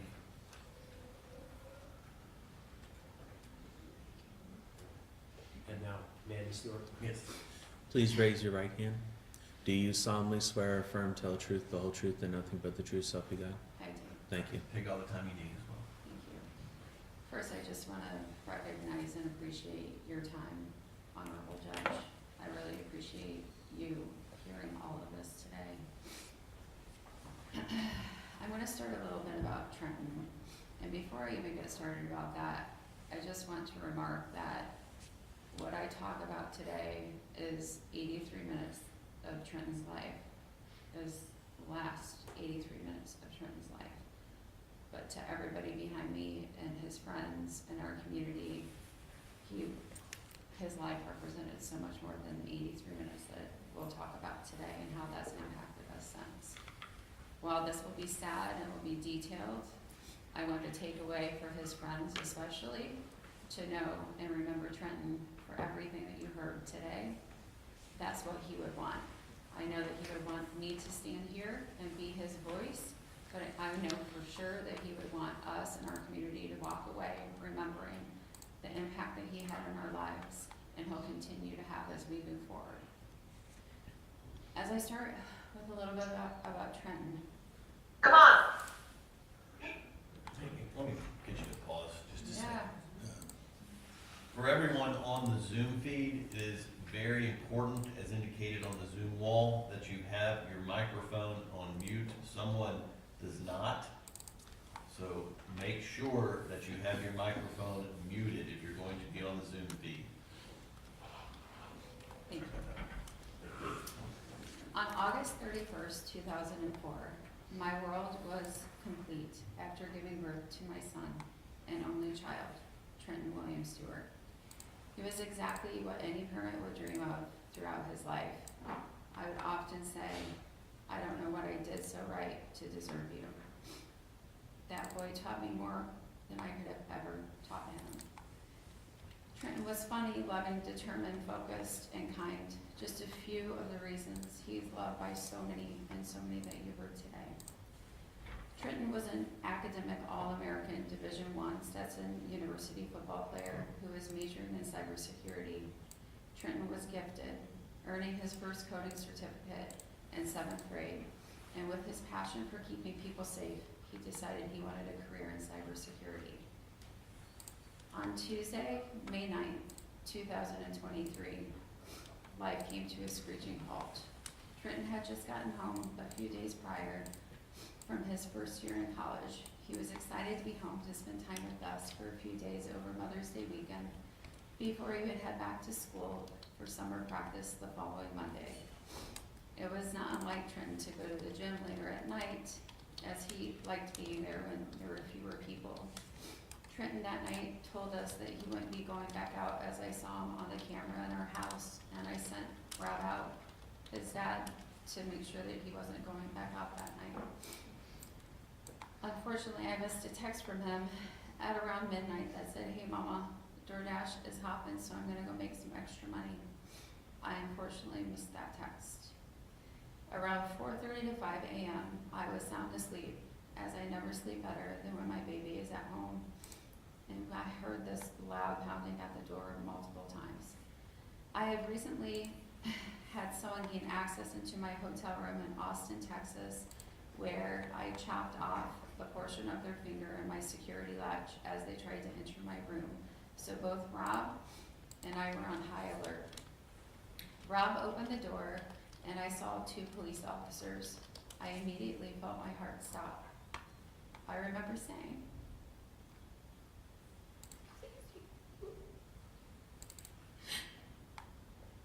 "You have to at least see when he's okay. As a mom, there's not ever anything that you want to see at your door." The detectives looked at me and I knew immediately, as they looked at me sadly and ghostly white and shook their head no. Rob looked at me and said, "What's going on?" I remember immediately feeling like I couldn't breathe. I remember saying to the detectives, "No, please. He was literally just here. He's just gone. He didn't even have a chance. I didn't even have a chance to say goodbye." I remember Rob spinning around and around saying over and over, "What are you even talking about? What are you talking about?" He was completely in shock. I looked at him and said, "Trenton's not here. There are 2 cops at our door and Trenton's not here." The pain was immediately debilitating and excruciating. It felt like the world stopped turning, time froze, and my life came to an end. The detectives proceeded to tell me that Trenton was in a serious collision and he didn't make it. At that point, I thought it was an accident and had no details, so I naturally asked about the other driver, and their response was that the other driver was injured severely and was unlikely to make it. I remember that even in my complete tragic despair, I prayed for the other driver. I ran outside of my apartment. I was hyperventilating, shaking and crying uncontrollably. I couldn't process what was happening. I remember seeing a fire truck at the back of the parking lot as I tried to call my mom, who didn't answer. I then called my dad, who you heard from today, and through excruciating tears, I had to tell him that Trenton was dead. I remembered him also not being able to process what I was saying. He kept saying, "What do you mean? What do you mean?" I told him, "I don't have details at this point, but he's gone." My mom then called me back, and I remember having to tell her that her only grandchild was dead. I remember finally going back up to my apartment, where the cops left a white sheet of paper that said I could call a number after approximately 11 a.m. that day, and that I could probably go see my child, as I immediately wanted to run to the hospital, but they said that he wasn't there any longer. I remember telling the cops to leave and asking everybody to leave me alone as I tried to process how my entire life shattered in a matter of hours. My last post on Facebook on May 8th at approximately 9 p.m. read, "My heart house is so full. I have 5 pounds of chicken," and anybody who knows Trenton, that got him through half of a week. I have 5 pounds of chicken in my freezer, apple pie prepped, and my baby home for a few days. I specifically remember saying after, "I cannot wait to see what's to come." This is a post I have never and will never be able to look at. I remember calling two of my closest friends immediately after the cops came to the door, and within 15 minutes I had a friend at my house, and within 2 hours I had over 15 people surrounding us with support. We then had to make calls to all of Trenton's siblings, aunts, closest cousins, and friends. This was the hardest thing a parent could ever have to do. It was life-shattering as I called coaches, friends, family members, and so many others who loved Trenton to tell him that he was never coming home. I remember getting a news alert through an app with a picture of my SUV as Trenton was driving my vehicle that night, as I wanted him to drive my newer car because I thought it had better safety. Security made me feel better. In the app it said 18-year-old man dies in fiery crash. I remember bawling my eyes out thinking Trenton was burned to death. I learned later that this was not the case. By 7 o'clock, I got my first call regarding Trenton, someone saying they were with organ donation and that while they were not able to preserve any of his other organs, they could use Trenton's eyes for eye tissue for research. I remember asking if we'd be able to notice that his eyes were missing when we would have the opportunity to finally see him. They assured me that we wouldn't be able to tell.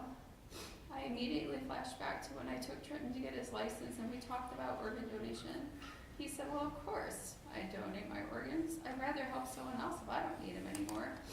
I looked at him immediately and I said, I'm also a donor for that reason, but you won't need it. You'll be taken care of. But sadly, that was not the case. I told them to proceed with the donation. As rumors swirled and chaos ensued, I remember hearing that Trenton was dead upon impact. This was not by the detectives, as they didn't have many details when they came to my house. It was simply under investigation. I didn't know what to ask either. I went days thinking Trenton didn't suffer and died immediately, and that brought peace to my heart and my mind. But unfortunately, I later learned that that was not the case, as many of you had the strength to see today, and I did not. And I never will. I remember then getting a call within a few hours from the coroner's office, as I said, that they needed to know where to take Trenton's body after the examination was completed. It had only been 4 hours from learning my entire life was shattered, and now I needed to think about where I'd bury my only child. Thankfully, while very unfortunate, I had a friend at my table who is here today, who is also an angel mom and a widow, and she guided us in trying to determine what funeral home we would consider. She called her contacts, and by 11 a.m. we were sitting at the funeral home.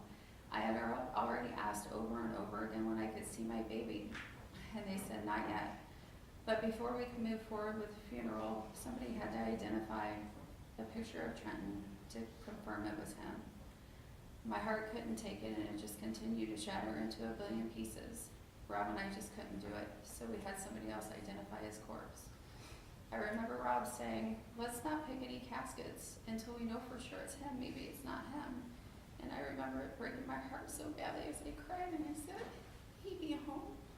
He never stays out. He'd be calling, he'd be texting. I said, it's really him. I continued to be crushed. Crushed. A heart simply cannot be any more broken. Trenton was identified, and then we had to choose the casket for our child's resting place. We then had to go out to the graveyard to choose the location for his burial. I remember feeling like I was half dead, in complete disbelief, sad, sick, lost, confused, begging and begging for this to be a nightmare. It has been a true living nightmare every single second since May 9th of 2023.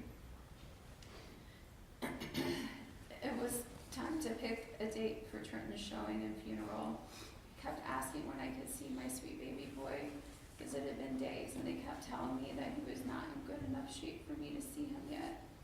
I asked if they thought I would ever be able to see him again, and they said that they felt confident that they could get his swelling down enough to have an open casket. My whole heart just continued to shatter. I could only imagine what happened to him, which many of you had to witness today. So thankful I'll never have to see that. I took almost 3 months to know exactly the details of what happened to my poor son, because that's when I received the autopsy. By the second day after losing Trenton, I started coming around to where I realized things were just not adding up. I heard that the driver was on the wrong side of the road and didn't cross the median, which is what I assumed in the beginning. I, against his recommendation, said I have to go to the crash seat, so I need to see it for myself. And when I got there, I quickly realized there were barely any skid marks from the defendant. I knew for sure that there was no way my 235-pound, 6'2", all muscle, 350 pounds, and squat 420 in a collision that was in a 45-mile-per-hour zone unless significant speed and other aggravating circumstances were a factor. I called my attorney in Texas, who was working on the case of the individual who gained access to my hotel room in Austin. I was fearful that maybe someone killed Trenton purposely, and she assured me that she would pull the defendant's record to review. This remains a fear of mine to this day. My attorney seemed to be taken aback when she reviewed his record, which she shared with me. It was then that I saw one criminal who I prayed already killed one person, and now he's killed my only child. A person with years of violent charges, multiple incidences of aggressive driving, and now 2 deaths. At the same time I was grieving the tragic loss of my child, I also had to deal with the insurance company for my car. Once the insurance company heard that Trenton was door dashing, they declined my claim altogether. Even though we had submitted insurance, they said that in most insurance policies, if you're confirmed to be using your car for business purposes in any way, they have the right to deny your claim. I then had to come up with $25,000 to pay off my car. I begged and cried for the insurance company to please help me, and they declined the entire thing. Not only that, they threatened to tow my car, which I had not seen outside of the news until yesterday, to my front door if I couldn't find a place to store it. My options were to pay them rent to continue to store it where it was, or they would be towing it to my front door if I couldn't find another place. This is why I'm seeking restitution for the financial expense. I began receiving calls from various people in the medical industry in which I have worked for years who indicated that the information I was sharing regarding Trenton's last minutes alive were not aligning. I was encouraged to request his medical records, which I did after the funeral. It was too much for me to go back to my apartment after the second day of losing Trenton and flopped between Airbnb locations and friends' homes for weeks. It was too much for me to be in the place where my child's room was, the uneaten chicken that was still in the crock pot that I had brewing for him the night before. I was never able to enter Trenton's room again until it was empty. I sold almost all of my personal belongings within a few weeks and moved to the opposite side of town, as everything in the apartment reminded me of him and it made me so sad. And the crash occurred 2 miles away from our house, and I couldn't handle seeing the crash site, seeing the door where the detective stood, seeing Trenton's empty room and bathroom. It was just too much. I felt completely lost and displaced. As the week continued to unfold, I kept asking when I could see Trenton. The funeral home finally had to break it to me that the earliest I could see Trenton was Mother's Day. I asked several times, is there any way around this? Could we do Saturday? Would we do any other day? And I was told that they wanted to have me see him as beautifully as they could possibly make him with all of his injuries. I woke up on Mother's Day completely broken.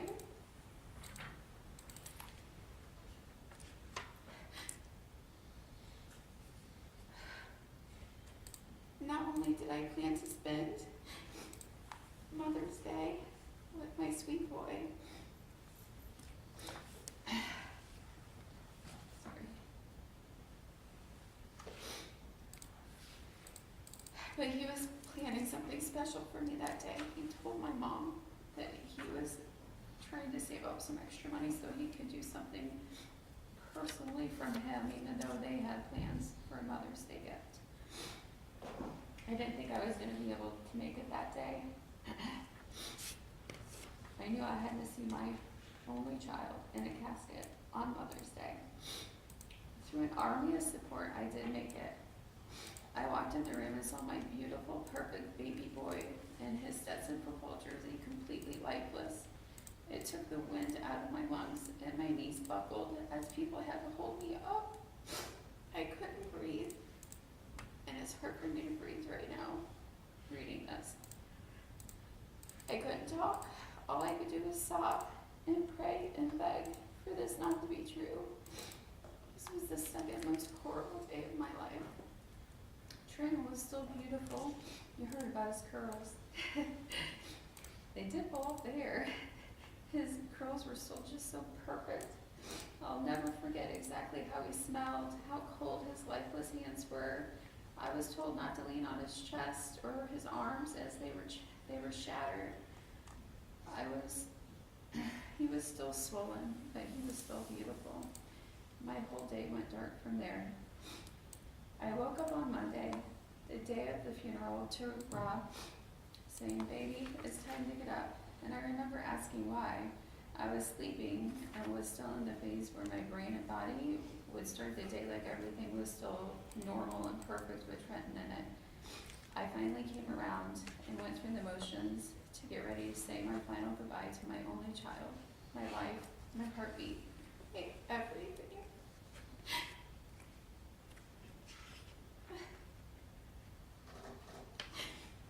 The whole day is a blur from there.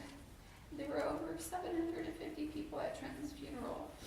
The Stetson football team filed off the Stetson bus as every single boy hugged me, called me mom, and told me that they loved me. These boys and Trenton's friends have remained my new lifeline. It was heartbreaking to see so many people shattered by seeing their friend, teammate, sibling, cousin, nephew, grandson, and child defenseless and lifeless in a casket at the age of 18. The service was beautiful and focused on how Trenton nearly beat us home. We should all hold on to this message daily. I then had to say my last goodbye as they closed his casket. This was the third worst day of my life. As I watched them place Trenton in a hearse, I knew I would never be the same, and I haven't, and never will be. Over the course of the following weeks from the funeral, I learned that there was video evidence of the crash and that the investigation was confirming this was a high-speed collision. During those weeks, we were contacted by people who confirmed that Trenton was alive at impact. I called the hospital where Trenton died to get Trenton's medical records and explained that my son died at their hospital on May 9, 2023, and they said, "Sorry, ma'am, we don't have a Trenton Stewart in our system." I had this conversation with multiple people. This was the worst feeling. How could they not have my precious child in their system? I was told they would check into it and call me back.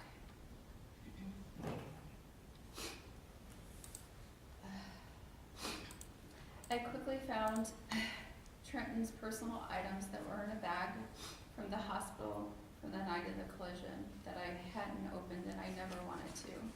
But I had no other choice because I had to figure out why do they not know who he is. I opened the bag and saw my child's bloody toe tag that read Foxtrot. My child was named Foxtrot, which is standard in a trauma situation, but nobody ever changed his name in the system after. Just heartbreaking. My fully loved only child still was unidentified in the hospital system where he died. I begged to go to the hospital that night. Trenton had his ID on his person. The detectives knew exactly who Trenton was, but he was an unidentified person in their system for weeks. It still breaks my heart. Not soon after, I was completely destroyed when I learned that the defendant recovered and then was set free because the crash was still under investigation. I lived in fear of my life through all those days. After charges were finally filed, the defendant was nowhere to be found. During the time between the defendant's discharge from hospital and charges being filed, I had to work hand in hand with DoorDash as the defendant fabricated a story indicating that Trenton was driving recklessly as he was filing to receive $1 million on his behalf. Not only did he cruelly kill my child, but now he's trying to commit fraud. With the support of DoorDash and the JSO detectives, the claims were denied. Once the insurance claim was declined, the defendant's family and friends miraculously had no idea where the defendant was. I continued to live in fear of my life through this time. A lifelong criminal with a mother who claimed she had no idea where the defendant was, a cell phone that no longer worked, calls that were never returned, addresses that never checked. Fear is an understatement. The U.S. Marshals were successful in locating the defendant. During the arraignment, I had to watch the defendant pretend to be a victim and listen to him publicly blame my poor child, the true victim. Disgusting. We then had to hear about his claim that the video of the collision was manufactured by law enforcement, that law enforcement stole $15,000 in cash out of his car the night of the collision, and that they switched the EDR boxes, and it was actually Trenton who was driving recklessly. This is the character of a lifelong, lying, unempathetic criminal. I am very thankful that I have been able to connect with the family of the first vehicular homicide. That victim, and they're here with us today, and I'm very appreciative of their support. Everyone associated with the various charges the defendant has received throughout his life agrees the defendant is a threat to our communities, families, and those randomly crossing his path. I have been aggressively stared down by the defendant on 2 occasions, to the degree in which the bailiff has had to stand behind him. When he couldn't make eye contact with me because I was being blocked by a victim advocate, he proceeded to stare Rob in his eyes for minutes. This is, again, the character of a criminal with no empathy. As if fighting for the little bit of justice I can get for my only child that he caused is wrong. The man who egregiously killed my child is a person who lacks all empathy for his actions, who has for 18 months showed his inability to take accountability for his actions, and who will continue this behavior his entire life. The longer we can keep this person in prison, the safer we all will be. I will begin to close with the last 83 minutes of Trenton's life. At approximately 1 a.m., Trenton's Life 360 app went offline. Trenton was hit by somebody who was traveling 113 miles per hour, someone who fully accelerated a few seconds before making impact, someone who barely pressed on the brakes before hitting my SUV head-on, someone who saw my car in front of him. Trenton was at a complete stop, which gave the defendant a median and multiple lanes to swerve into. There was not even so much of a deviation from Trenton. Trenton was hit head-on, traveling 113 miles per hour in a 45 mile per hour zone, someone who had control of his car.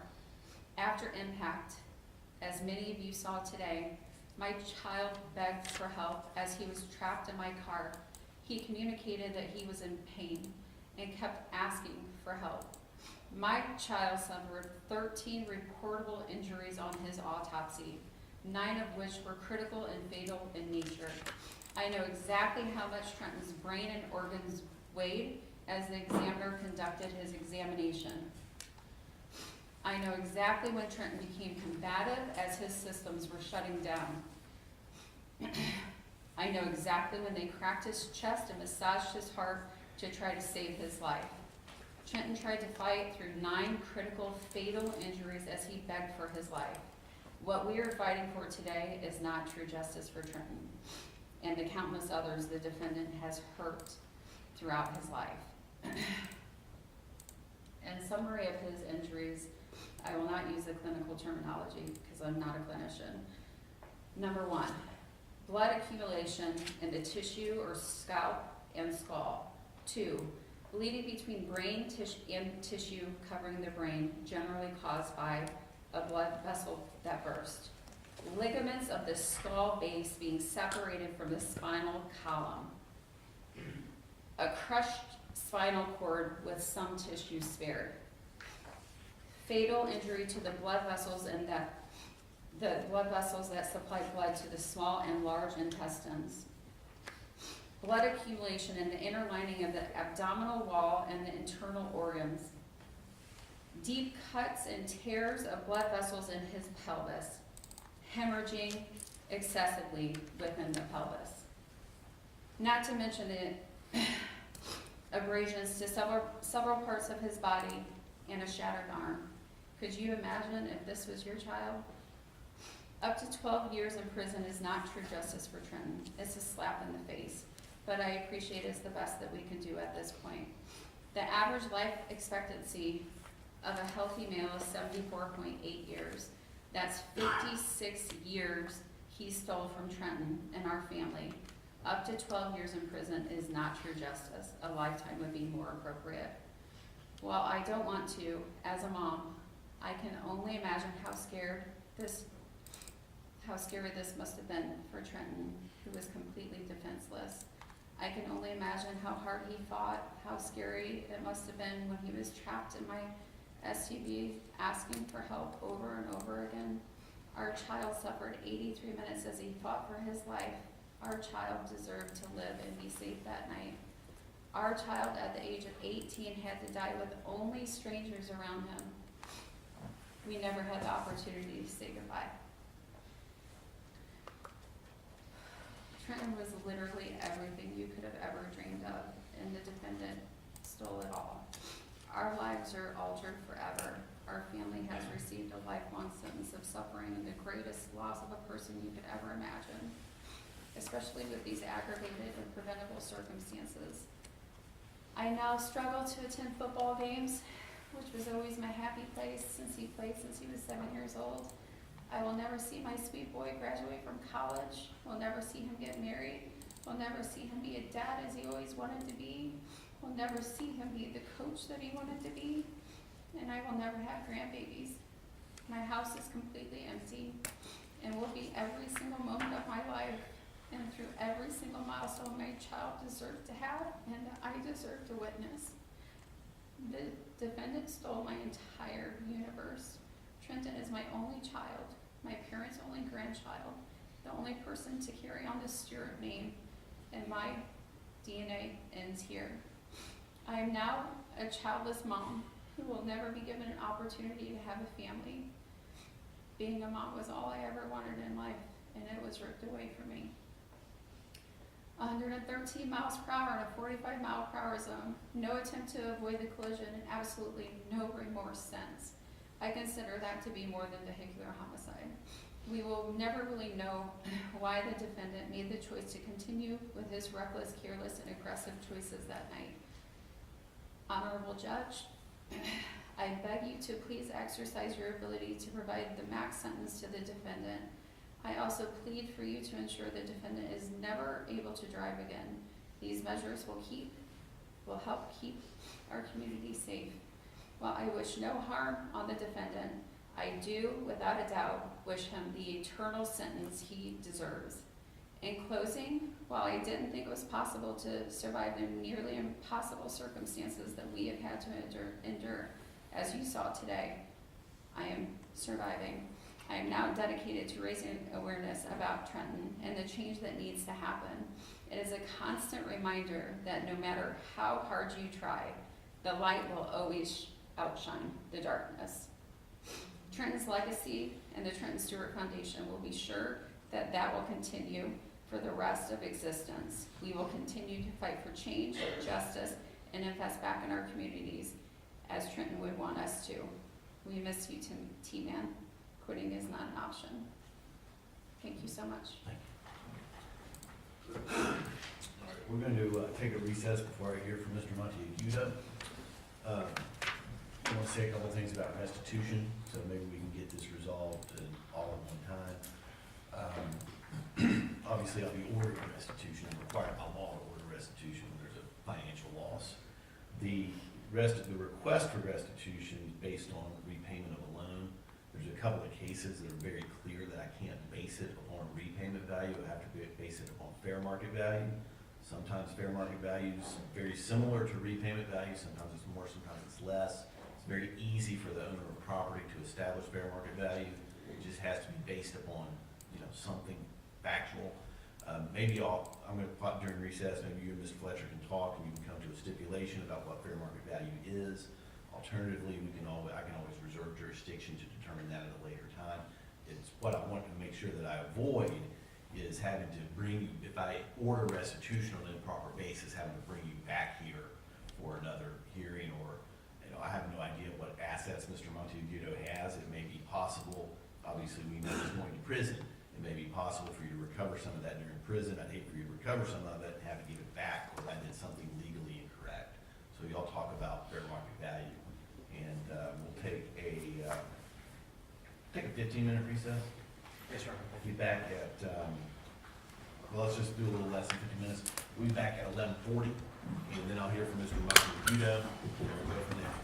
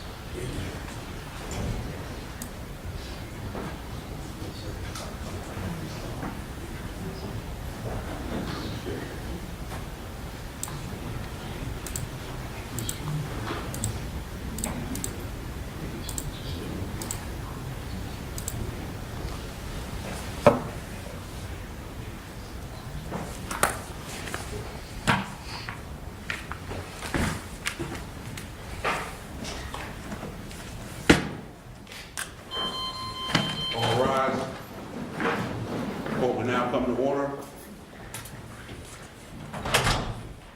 Please be seated.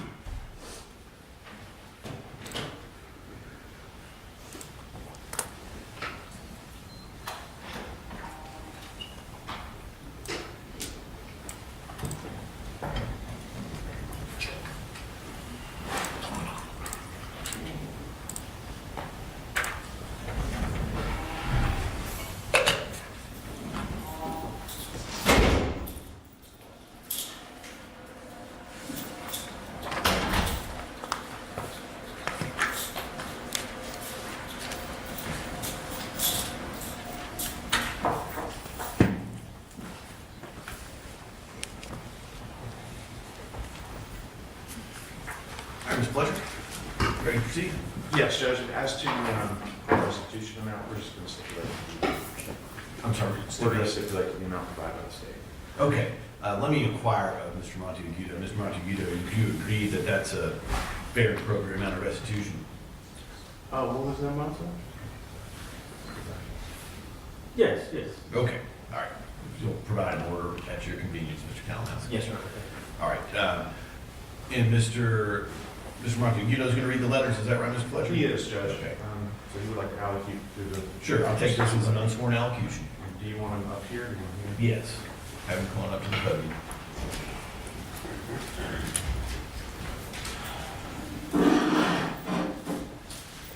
Was that your choice to have it treated as an unsworn allocution, Mr. Fletcher? Yes, Judge. Okay.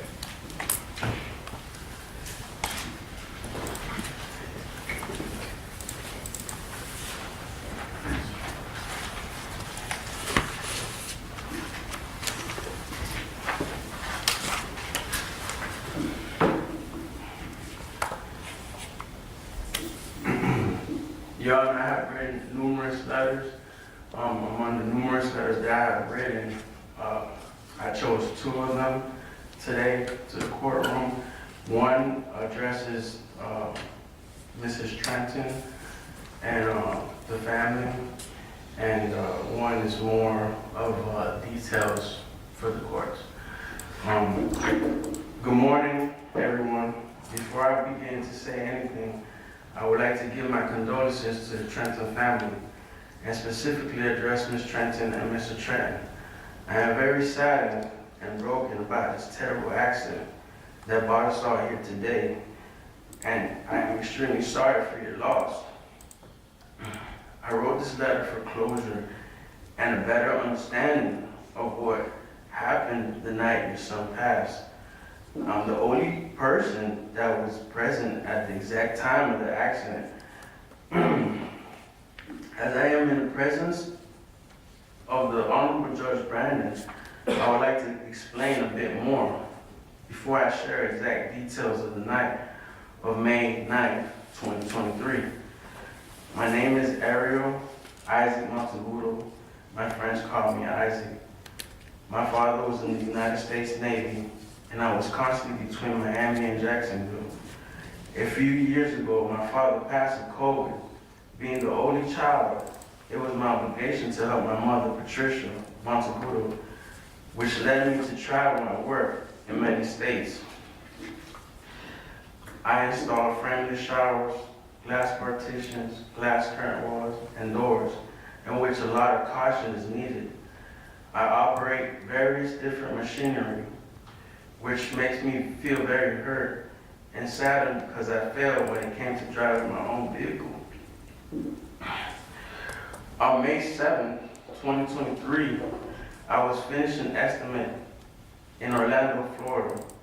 I started to think of my mother, so I called her and asked if she wanted to meet me in Jacksonville to spend time with her.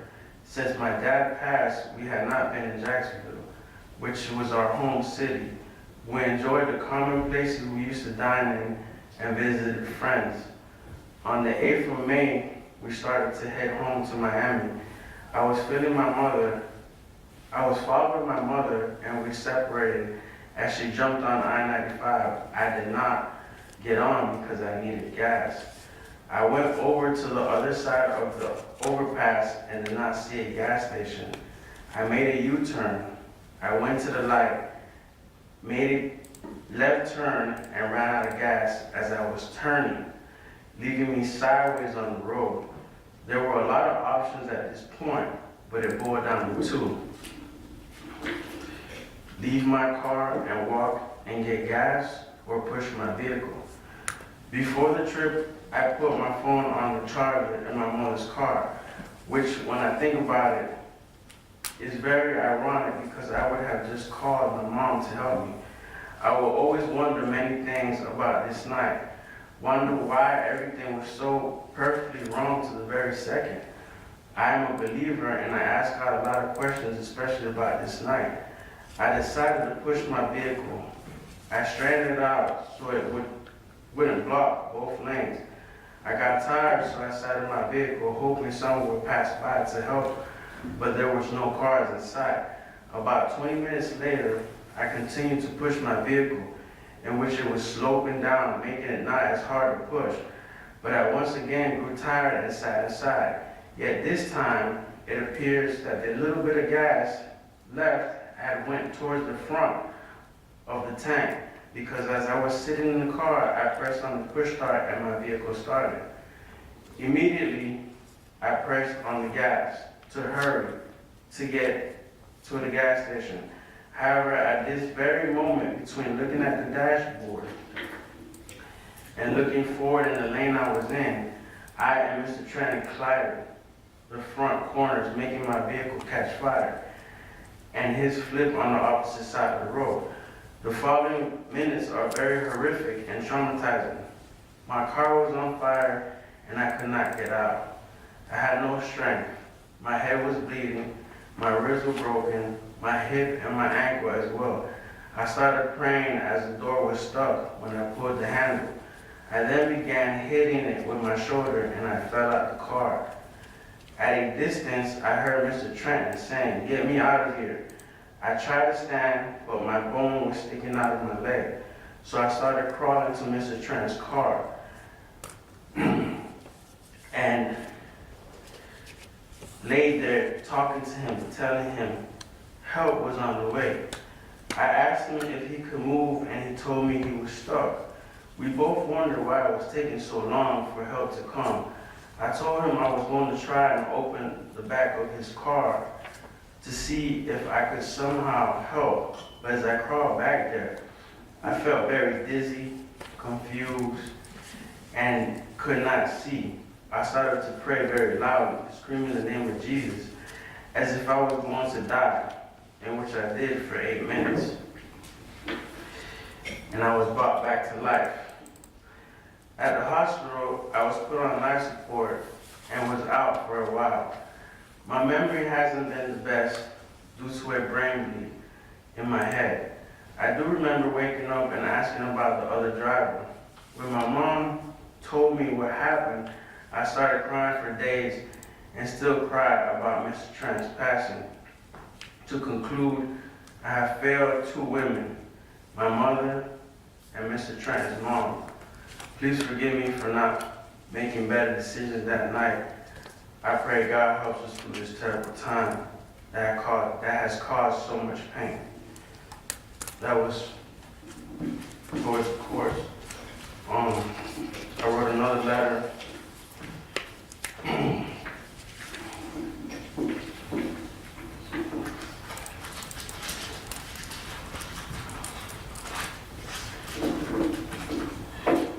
This one is more not in detail, just one that I picked. First and foremost, my prayers and condolences goes out to Mr. Trenton's mom and to the sad family. I'm very saddened that this terrible accident occurred. Not a day goes by that I wonder and think of what I could have done different. My main concern was not self, but the urge to help and take control of the situation. But my injuries were severe, so I started to drive myself to Mr. Trenton's vehicle as I made it, we spoke, and he was asking me to get him out. I told him help should be on the way, and that I was going to try and open the trunk, but I could not. I started to panic, frantically praying, screaming the name of Jesus as I felt it was going to be my last day on earth. Words cannot describe how confused and broken I feel about this terrible accident. My heart goes out to Mr. Trenton's mom, for I could only imagine how terrible she must feel. For I am a father as well, and without my son, I would feel very lost. I very much in every way know how it feels and try to think of ways to reach out and talk to her, or at least in some way express how we are on the same team, that hurt and sorrow will forever be something that we will share.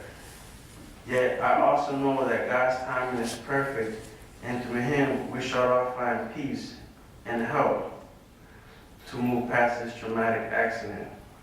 All I do is pray and cry. I have 3 girls and 1 boy. As a family man, I am compelled to suffer every day because of the tragic events that has weighed in on everyone. Please forgive me, Trenton family. Long live Mr. Trenton's legacy. Rest in peace. Thank you. Anything else, Mr. Fletcher? That's a question. All right. Let's see, in terms of argument, we'll follow the same order. I'll hear from the state and I'll hear from the defense. That's fine. Mr. Kalinowski, have you prepared a score sheet? Yes, Your Honor, I have. You had provided a copy to Mr. Fletcher. I believe I might have. A while it was emailed to me. Okay. Any exceptions or objections? No, Judge. All right. And you have a copy of the score sheet for me as well, Mr. Yes, Your Honor, I do. If you'll tender that to the clerk, please. I'll take a look at it while you all are making the argument. Thank you, Your Honor. Mr. Kalinowski, let me hear from the state. Please, the court. In a case like this, I'm careful to use, not to use the term accident, which we've just heard a number of mentions of that term. I believe this is not an accident. This is a crash. This is a collision. And one of the reasons for going through all of the evidence from the scene and with the detective today is just kind of walk through what type of crash this was. This was, as has been said several times, in a 45-mile-an-hour zone, the defendant going 113 miles an hour the wrong way. And I don't believe, based on the detective's statements and his testimony, that what the defendant has just said in his allocution makes sense for how this occurred.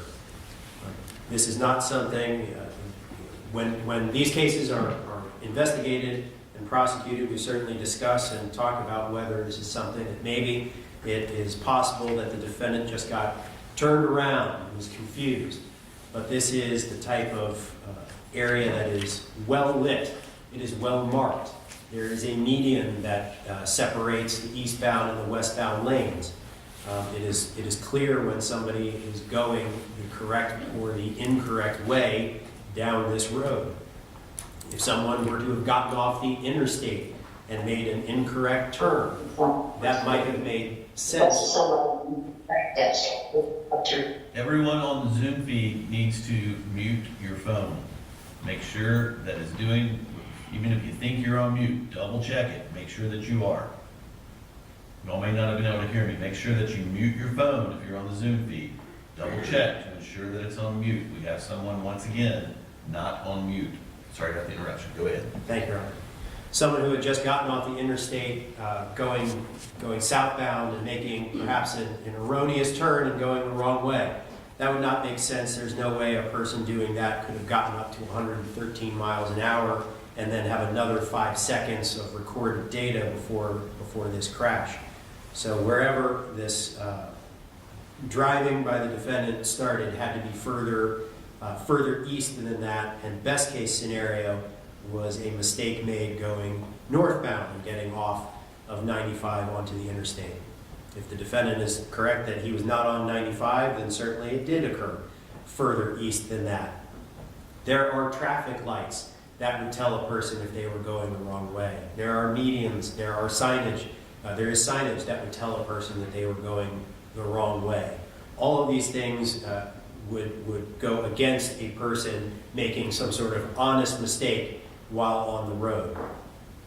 Perhaps a person dozed off or lost consciousness or had a medical episode. I don't think that that makes sense based upon the indications from the data recorder that show a person was definitely on that accelerator and changing the pressure on that accelerator to include pressing completely down on it in the seconds before this happened, and then being alert enough at least to hit the brake a couple of seconds ahead of time. So this is not something that involves a driver that was not aware of his circumstances and what was going on. This was a driver who was conscious and in control of his vehicle. So the defendant was conscious and in control of his vehicle as he was going the wrong way, and regardless of whatever state he says his vehicle was in, 113 miles an hour is an unsafe speed, whether you have a full tank of gas, a half tank of gas, or as the defendant is saying, no gas. And if he had no gas in his vehicle, then I'm not sure what was igniting and causing the car to be engulfed in flames, because that is what gasoline and other igniting fluids would cause. So I don't think a car miraculously goes from having to be pushed to suddenly operable enough that a person can get up to that kind of speed and then cause this crash. And from Mr. Stewart's perspective, who was doing nothing wrong, envisioning the last moments before the crash from his perspective from that video, he's going the correct direction, and then he sees two oncoming headlights headed straight for him. And there is a lane to Mr. Stewart's left, there is a lane to Mr. Stewart's right, and he is hoping by coming to a complete stop that person will make an avoidance maneuver and go one way or the other, and perhaps not hit him, or at least not hit him at the same kind of speed that it could. But the defendant was plowed right into him. And the cause and the result of that crash is one of the reasons why we showed that, and also wanted the court to appreciate the amount of time that was involved. Mr. Stewart's injuries were so severe that although he was conscious and able to talk, it is very possible that no matter how quickly anyone arrived and gave him assistance, he would have passed away. They were that severe and traumatic, even though he was awake, alert, and conscious. Those were injuries that would have had to have required very fast attention from emergency room trauma surgeons to even try to repair. To the extent that they could have been, or that it could have made a difference, the way that this crash occurred trapped Mr. Stewart in his vehicle, and it was more than 6 minutes from the time of the crash that first law enforcement arrived. And then you can see on the body-worn camera that it is another minute or two before fire and rescue arrive. And then it is 30 minutes into that video that he is being placed on a stretcher and being put into a rescue unit. That's 36 minutes of lost time before real medical attention could be given to Mr. Stewart. And Mr. Stewart was awake and alert, and one of the great ironies of this case is that it was the defendant who was originally the one who was thought to be in life-threatening condition, and the defendant was able to survive. It was Mr. Stewart who was believed because outwardly he did not show the signs of the internal injuries that he had, that he ended up being the one who passed away. This was not just an accident, this was a crash, this was a violent collision. We have talked a lot about sentencing, and I've talked with the Stewart family a great deal about what sentence this court could impose. And from the very beginning, I've mentioned to them that under the very maximum of circumstances, when you go to trial, he gets convicted, and the court believes the maximum sentence should be imposed, there is no way of a more than 15-year sentence can be imposed. That is the maximum for vehicular homicide. They have certainly asked the question, and I absolutely understand it. The defendant has a prior conviction for this same thing. Does that not mean he can get longer time? And I've explained it certainly goes on his guideline sheet, but there is no provision in the law that allows me to ask for or the court to impose a sentence longer than the statutory maximum. part of their efforts and their foundation and their context. We're trying to see that perhaps there could be some changes to those laws, perfectly justified if so. So I've had a lot of discussions noting that the maximum under any circumstance would be a 15-year sentence for this plea agreement that contemplates a range of 8 to 12 years in Florida State Prison, which avoids a trial, creates some certainty, and also, although every day I'm sure is a benefit to the defendant that he is not in prison, allows for the court to impose a still severe sentence of 12 years in prison, and the family and the state are hopeful that the court sees that that is, under the terms of the plea agreement, the most appropriate sentence possible of 12 years Florida State Prison. I do believe, as reflected in the pre-sentence investigation, that the defendant's term of imprisonment should be followed by a term of probation. There are a number of conditions in the pre-sentence investigation that are outlined, including community service, including a substance abuse evaluation and follow-up treatment. It also recommends a mental health evaluation and follow-up treatment, which I believe would also make sense. A curfew of 10 p.m. to 6 a.m. And no alcohol or illegal drugs, and the completion of a victim impact panel. I do believe all of those are appropriate, along with the state would be asking for the restitution being imposed, that the court impose that as a condition of his probation, as something that he is ordered to pay, so that if he were to be a model probationer, he will never spend another day in jail or prison after he is released. However, if he does violate his probation, he will be back before this court for sentencing on his violation of probation. Most importantly, for the sentencing, the state has filed a memorandum about the court's ability to impose a license suspension longer than the mandatory 3 years, which is contemplated by the statute.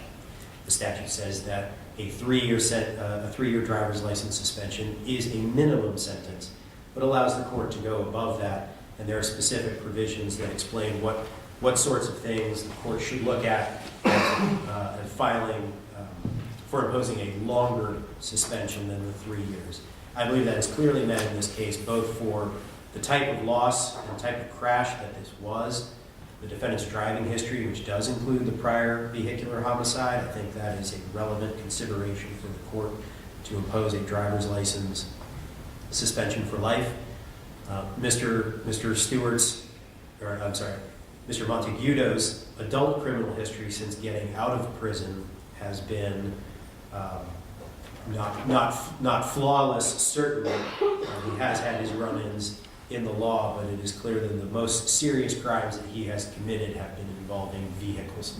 So I believe that the court should, in addition to the 12 years in prison, followed by 3 years of probation with terms and conditions, impose a lifetime driver's license revocation, and I believe the roadways will be safer for that. They've all said of Trenton Stewart that he wouldn't quit and he wouldn't stop. The only thing that ended up causing him to stop, and he still fought for his life, was the defendant driving at more than 100 miles an hour straight into him. And this person who had so much promise is now no longer with us. The defendant should pay with the maximum allowed under this plea agreement, and his license should be permanently revoked. Thank you, Your Honor. A couple questions, Mr. Yes, sir. Primarily concerning conditions of supervision. Any conditions I pose have to be tied to the crime. Was there any toxicology run on Mr. Monteagudo after the accident? So there was the charge is not intoxication related, but law enforcement was not able to get to the defendant to do any kind of blood draw, so that's why there was no evidence presented as to that. The hospital did do a urine panel, which I understand is of lesser and more uncertain evidentiary value than a blood draw would be. His urine results did show cocaine in his urine. I cannot localize that or tell the court if he took that 5 minutes before or a day before, so that's why we've not pressed that and could not charge DUI manslaughter. I did not have sufficient evidence of that. He does admit in the pre-sentence investigation that he uses marijuana, so Yes. certainly that is something. He says that he doesn't use any other illicit substances. I'm not sure that that is true, but I could not tie it direct to this crash. Okay. Mr. Fletcher. Thank you, Judge. Judge, part of the difficulty in this case for Mr. Monteagudo is that he also suffered, and this is not for sympathy purposes, it's for explaining what he remembers. He suffered a serious head injury and a bleeding into his brain. And I think we all saw he was literally dead for about 8 minutes. So when we ask questions about how he ended up on the wrong side of the road, I don't know that he even knows at this time. My piecing it together based on what he said today and what he's told me before was that he was out of gas, but he got the car to start back up again. And he was trying to get to the gas station as fast as he could. And somewhere in there, he's on the wrong side of it. It rises to the level of vehicular manslaughter. He understands that. But there were literally phone calls from the jail where he thought that Mr. Stewart ran into him. I just think he has a memory problem based on the accident. I don't think it's based on ill will. I heard today for the first time that he stares down Miss Stewart when he comes out of the chute. I've never seen that. It's never been called to my attention. I know his mom has come to every court date. She sits way in the back in that direction. And I don't know if that's my client peering over his glasses or through his glasses trying to find his mom and Miss Stewart thinking she's being stared down. I just don't think that should be taken into consideration by this court when it imposes a sentence. Mr. Monteagudo expressed sorrow for what has happened. He did have a prior vehicular homicide 12, 13 years ago, and he served a significant prison sentence for that. I think he got out in about 12, I'm sorry, the dates are wrong. He got out in 2013 or 14. He really hasn't done too much since then.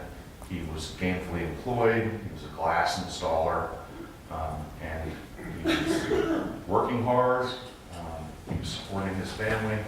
He has wonderful children that love him.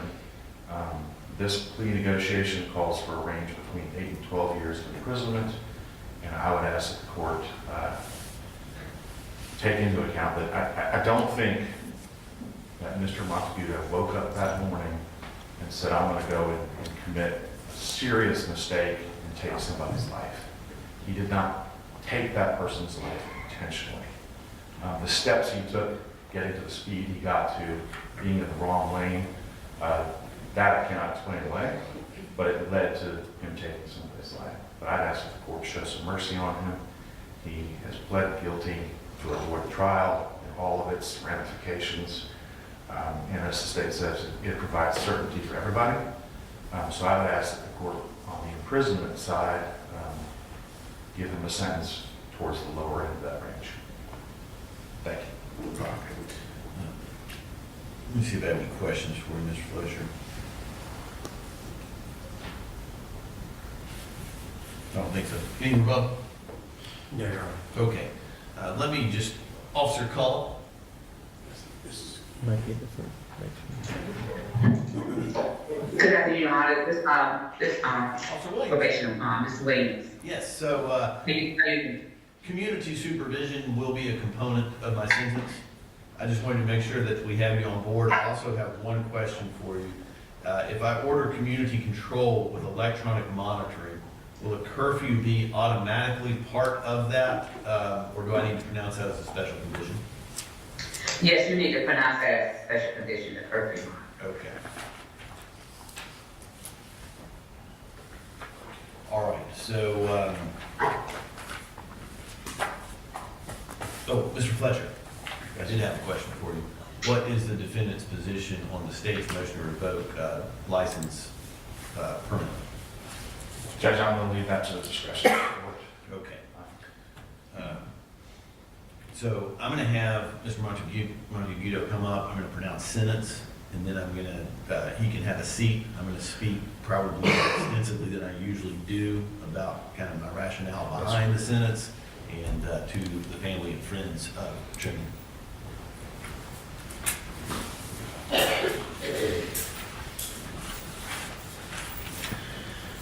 All right, so Mr. Monteagudo, I have previously accepted your plea of guilty to the second-degree felony of vehicular homicide as part of a partially negotiated plea bargain. I am going to impose what really amounts to the maximum sentence that I can. My reasoning for doing that is based, well, two things really. Your prior record, having a prior vehicular homicide. It's very unusual to see a repeat offender on a vehicular homicide charge. That is something that I give significant weight to. Secondly, the facts and circumstances surrounding this particular vehicular homicide are quite aggravated. So because of those two things, I will be imposing basically the maximum sentence.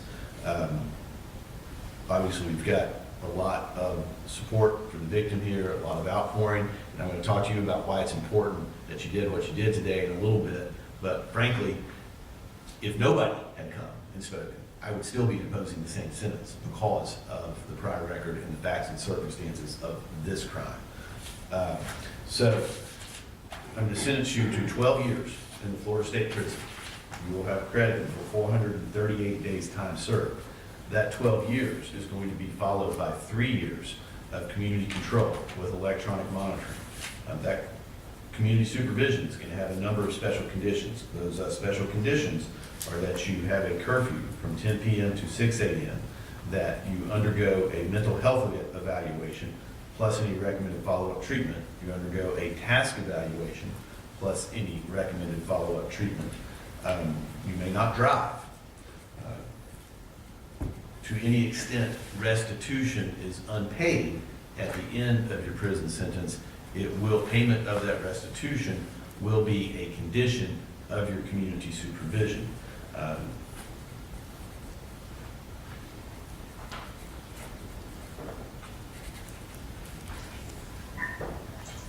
want to make sure. Your Honor. Yes.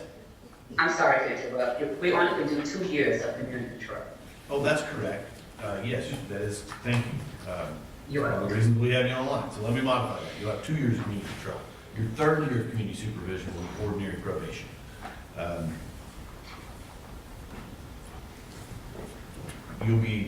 You're always subject to drug testing while community supervision. As another special condition, you'll have to pay for that drug testing. Let me just make sure I've covered everything here, Officer Williams, as far as special conditions. Yes, Your Honor. Oh, let me add a victim impact panel.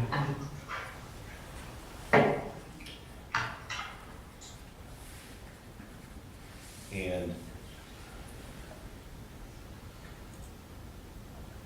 I'm going to add 100 hours of community service. I'm not going to specify where that has to be served. You understand your sentence thus far, Mr. Monteagudo? Yes, sir. Okay. As part of your sentence, you're going to have to pay $100 for the cost of prosecution. You will also, is there a public defender application fee here? Yes, Your Honor. You also have to pay a $50 public defender application fee. Outside of your supervision, there will be an additional $418 of court costs. Are there any surcharges here, Mr. Eversole? No, Your Honor. All right. And the restitution amount, Mr. Kalinowski? It is $25,484, and I will provide a restitution order and information. I'm ordering you to pay $25,484 of restitution. That will be entered by a separate order. And again, any amount that is unpaid upon your release from prison will be paid in full, will be a condition of your probation. Your court costs that are outside of probation will also be due within 90 days of your release from prison. Do you understand that component of your sentence? Yes. All right, so you do have the right to appeal the legality of the sentence, but any appeals have to be filed within 30 days, and if you can't afford an attorney for the appeal, one's going to be provided for you. Do you understand your appeal rights? Yes, sir. Okay, very good. So that concludes pronouncement of sentence. Anything from state or defense in way of pronouncement? No, Your Honor, thank you. Okay, Mr. Monteagudo, have a seat. I want to just say a few words about today's proceedings. Officer Williams, did you need anything else from me in way of pronouncing the sentence? No, Your Honor, everything's good, no. And I don't need to talk to the offender, I have all the information I need. Right, got it covered by the PSI. Mr. Eversole, do you have something? Oh, Your Honor, I did not know if you needed to announce the suspension of driver's license at this point. Yeah, I'm going to do that, and we have a written order on that. Okay. We don't have any civil infractions. I am granting the state's motion for a permanent driver's license suspension. You understand that you will not be able to have a driver's license anymore, Mr. Monteagudo? Yes. Okay, the reasons for my granting it are, again, prior vehicular homicide, the fact that Mr. Monteagudo served 10 years in prison on that offense, along with other offenses that were apparently looked to be served concurrently, and then committed another vehicular homicide. I think it is appropriate that he not have driving privileges ever.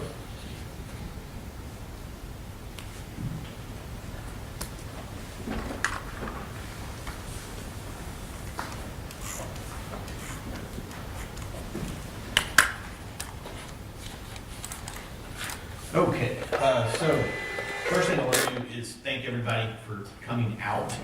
So this is a felony courtroom. All we deal with are felonies in this courtroom. What that means is that we deal with a lot of death and a lot of darkness. Most people would probably be surprised how many serious crimes go from arraignment to sentencing in this courtroom. This would include up to murder, with nobody or one or two people ever appearing to say anything one way or another on behalf of the victim, on behalf of the defendant. It's often a very lonely experience, for lack of a better word. Obviously, there's a tremendous amount of people here today, a tremendous amount of support within the community for Trenton. Because I don't always hear from victims, lawyers, everybody here in this courtroom. It's my belief it's very important for people to come out and talk about the impact of crime to themselves and to the community. I know it's hard. Most people, one, if you're dealing with a tragic set of events, it's hard to talk about it just at home even, much less come out here in public. You've got news media here, do all this in a public setting. It's hard for most people just to speak in public. So I understand how difficult it is to do these things, but I want you to know that they're very important. We can talk about the plea bargain for a moment. So as Mr. Kalinowski explained, it's a second-degree felony. That's a decision that's made by the Florida legislature. Sounds like y'all probably already done some research on these kinds of things, but there's this legislature sets what the maximum sentence is. I have discretion as to whether or not I accept plea bargains. In this case, we had a partially negotiated plea bargain. Obviously, I accepted it, sentenced according to it. It's my belief that in this case, the community will be safer with Mr. Monteagudo being under strict supervision when he's released from prison, because he's going to get out of prison, almost certainly. I think that even though the sentence imposes less than the maximum amount of prison time, the safety of the community is an important consideration. And I think that the safety of the community will benefit more from this sentence structure than it would from a maximum prison sentence. So I want you all to know that those are the kinds of things I think about when the state and the defense come to me to present a plea bargain.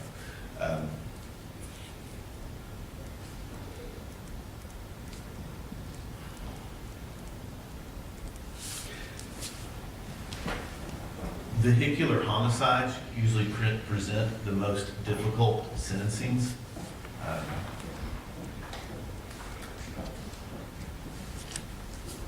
I try to always be learning, and I think today I learned why that's the case. Is we all drive, and we all want to think we're in control, and we're not. There's circumstances out there that we simply can't control, that put us all at risk. We're literally at the mercy of the people we're around. That maybe, that's why, when I say difficult, not just difficult for me, I'm talking about difficult for everybody involved. Oddly, a murder case is usually a simpler proceeding than vehicular homicide. I think if you're talking about felony judges, they'll probably share that point of view, but I think I would apply that as today. And that's part of why I say it's important for y'all to come out and say your piece.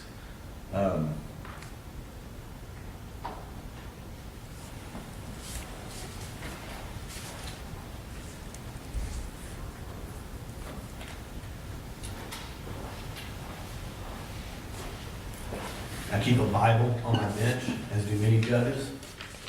I keep a mark in it to the first page of the book of John.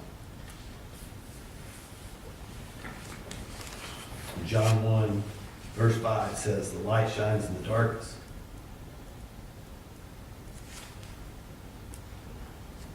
and the darkness has not overcome it."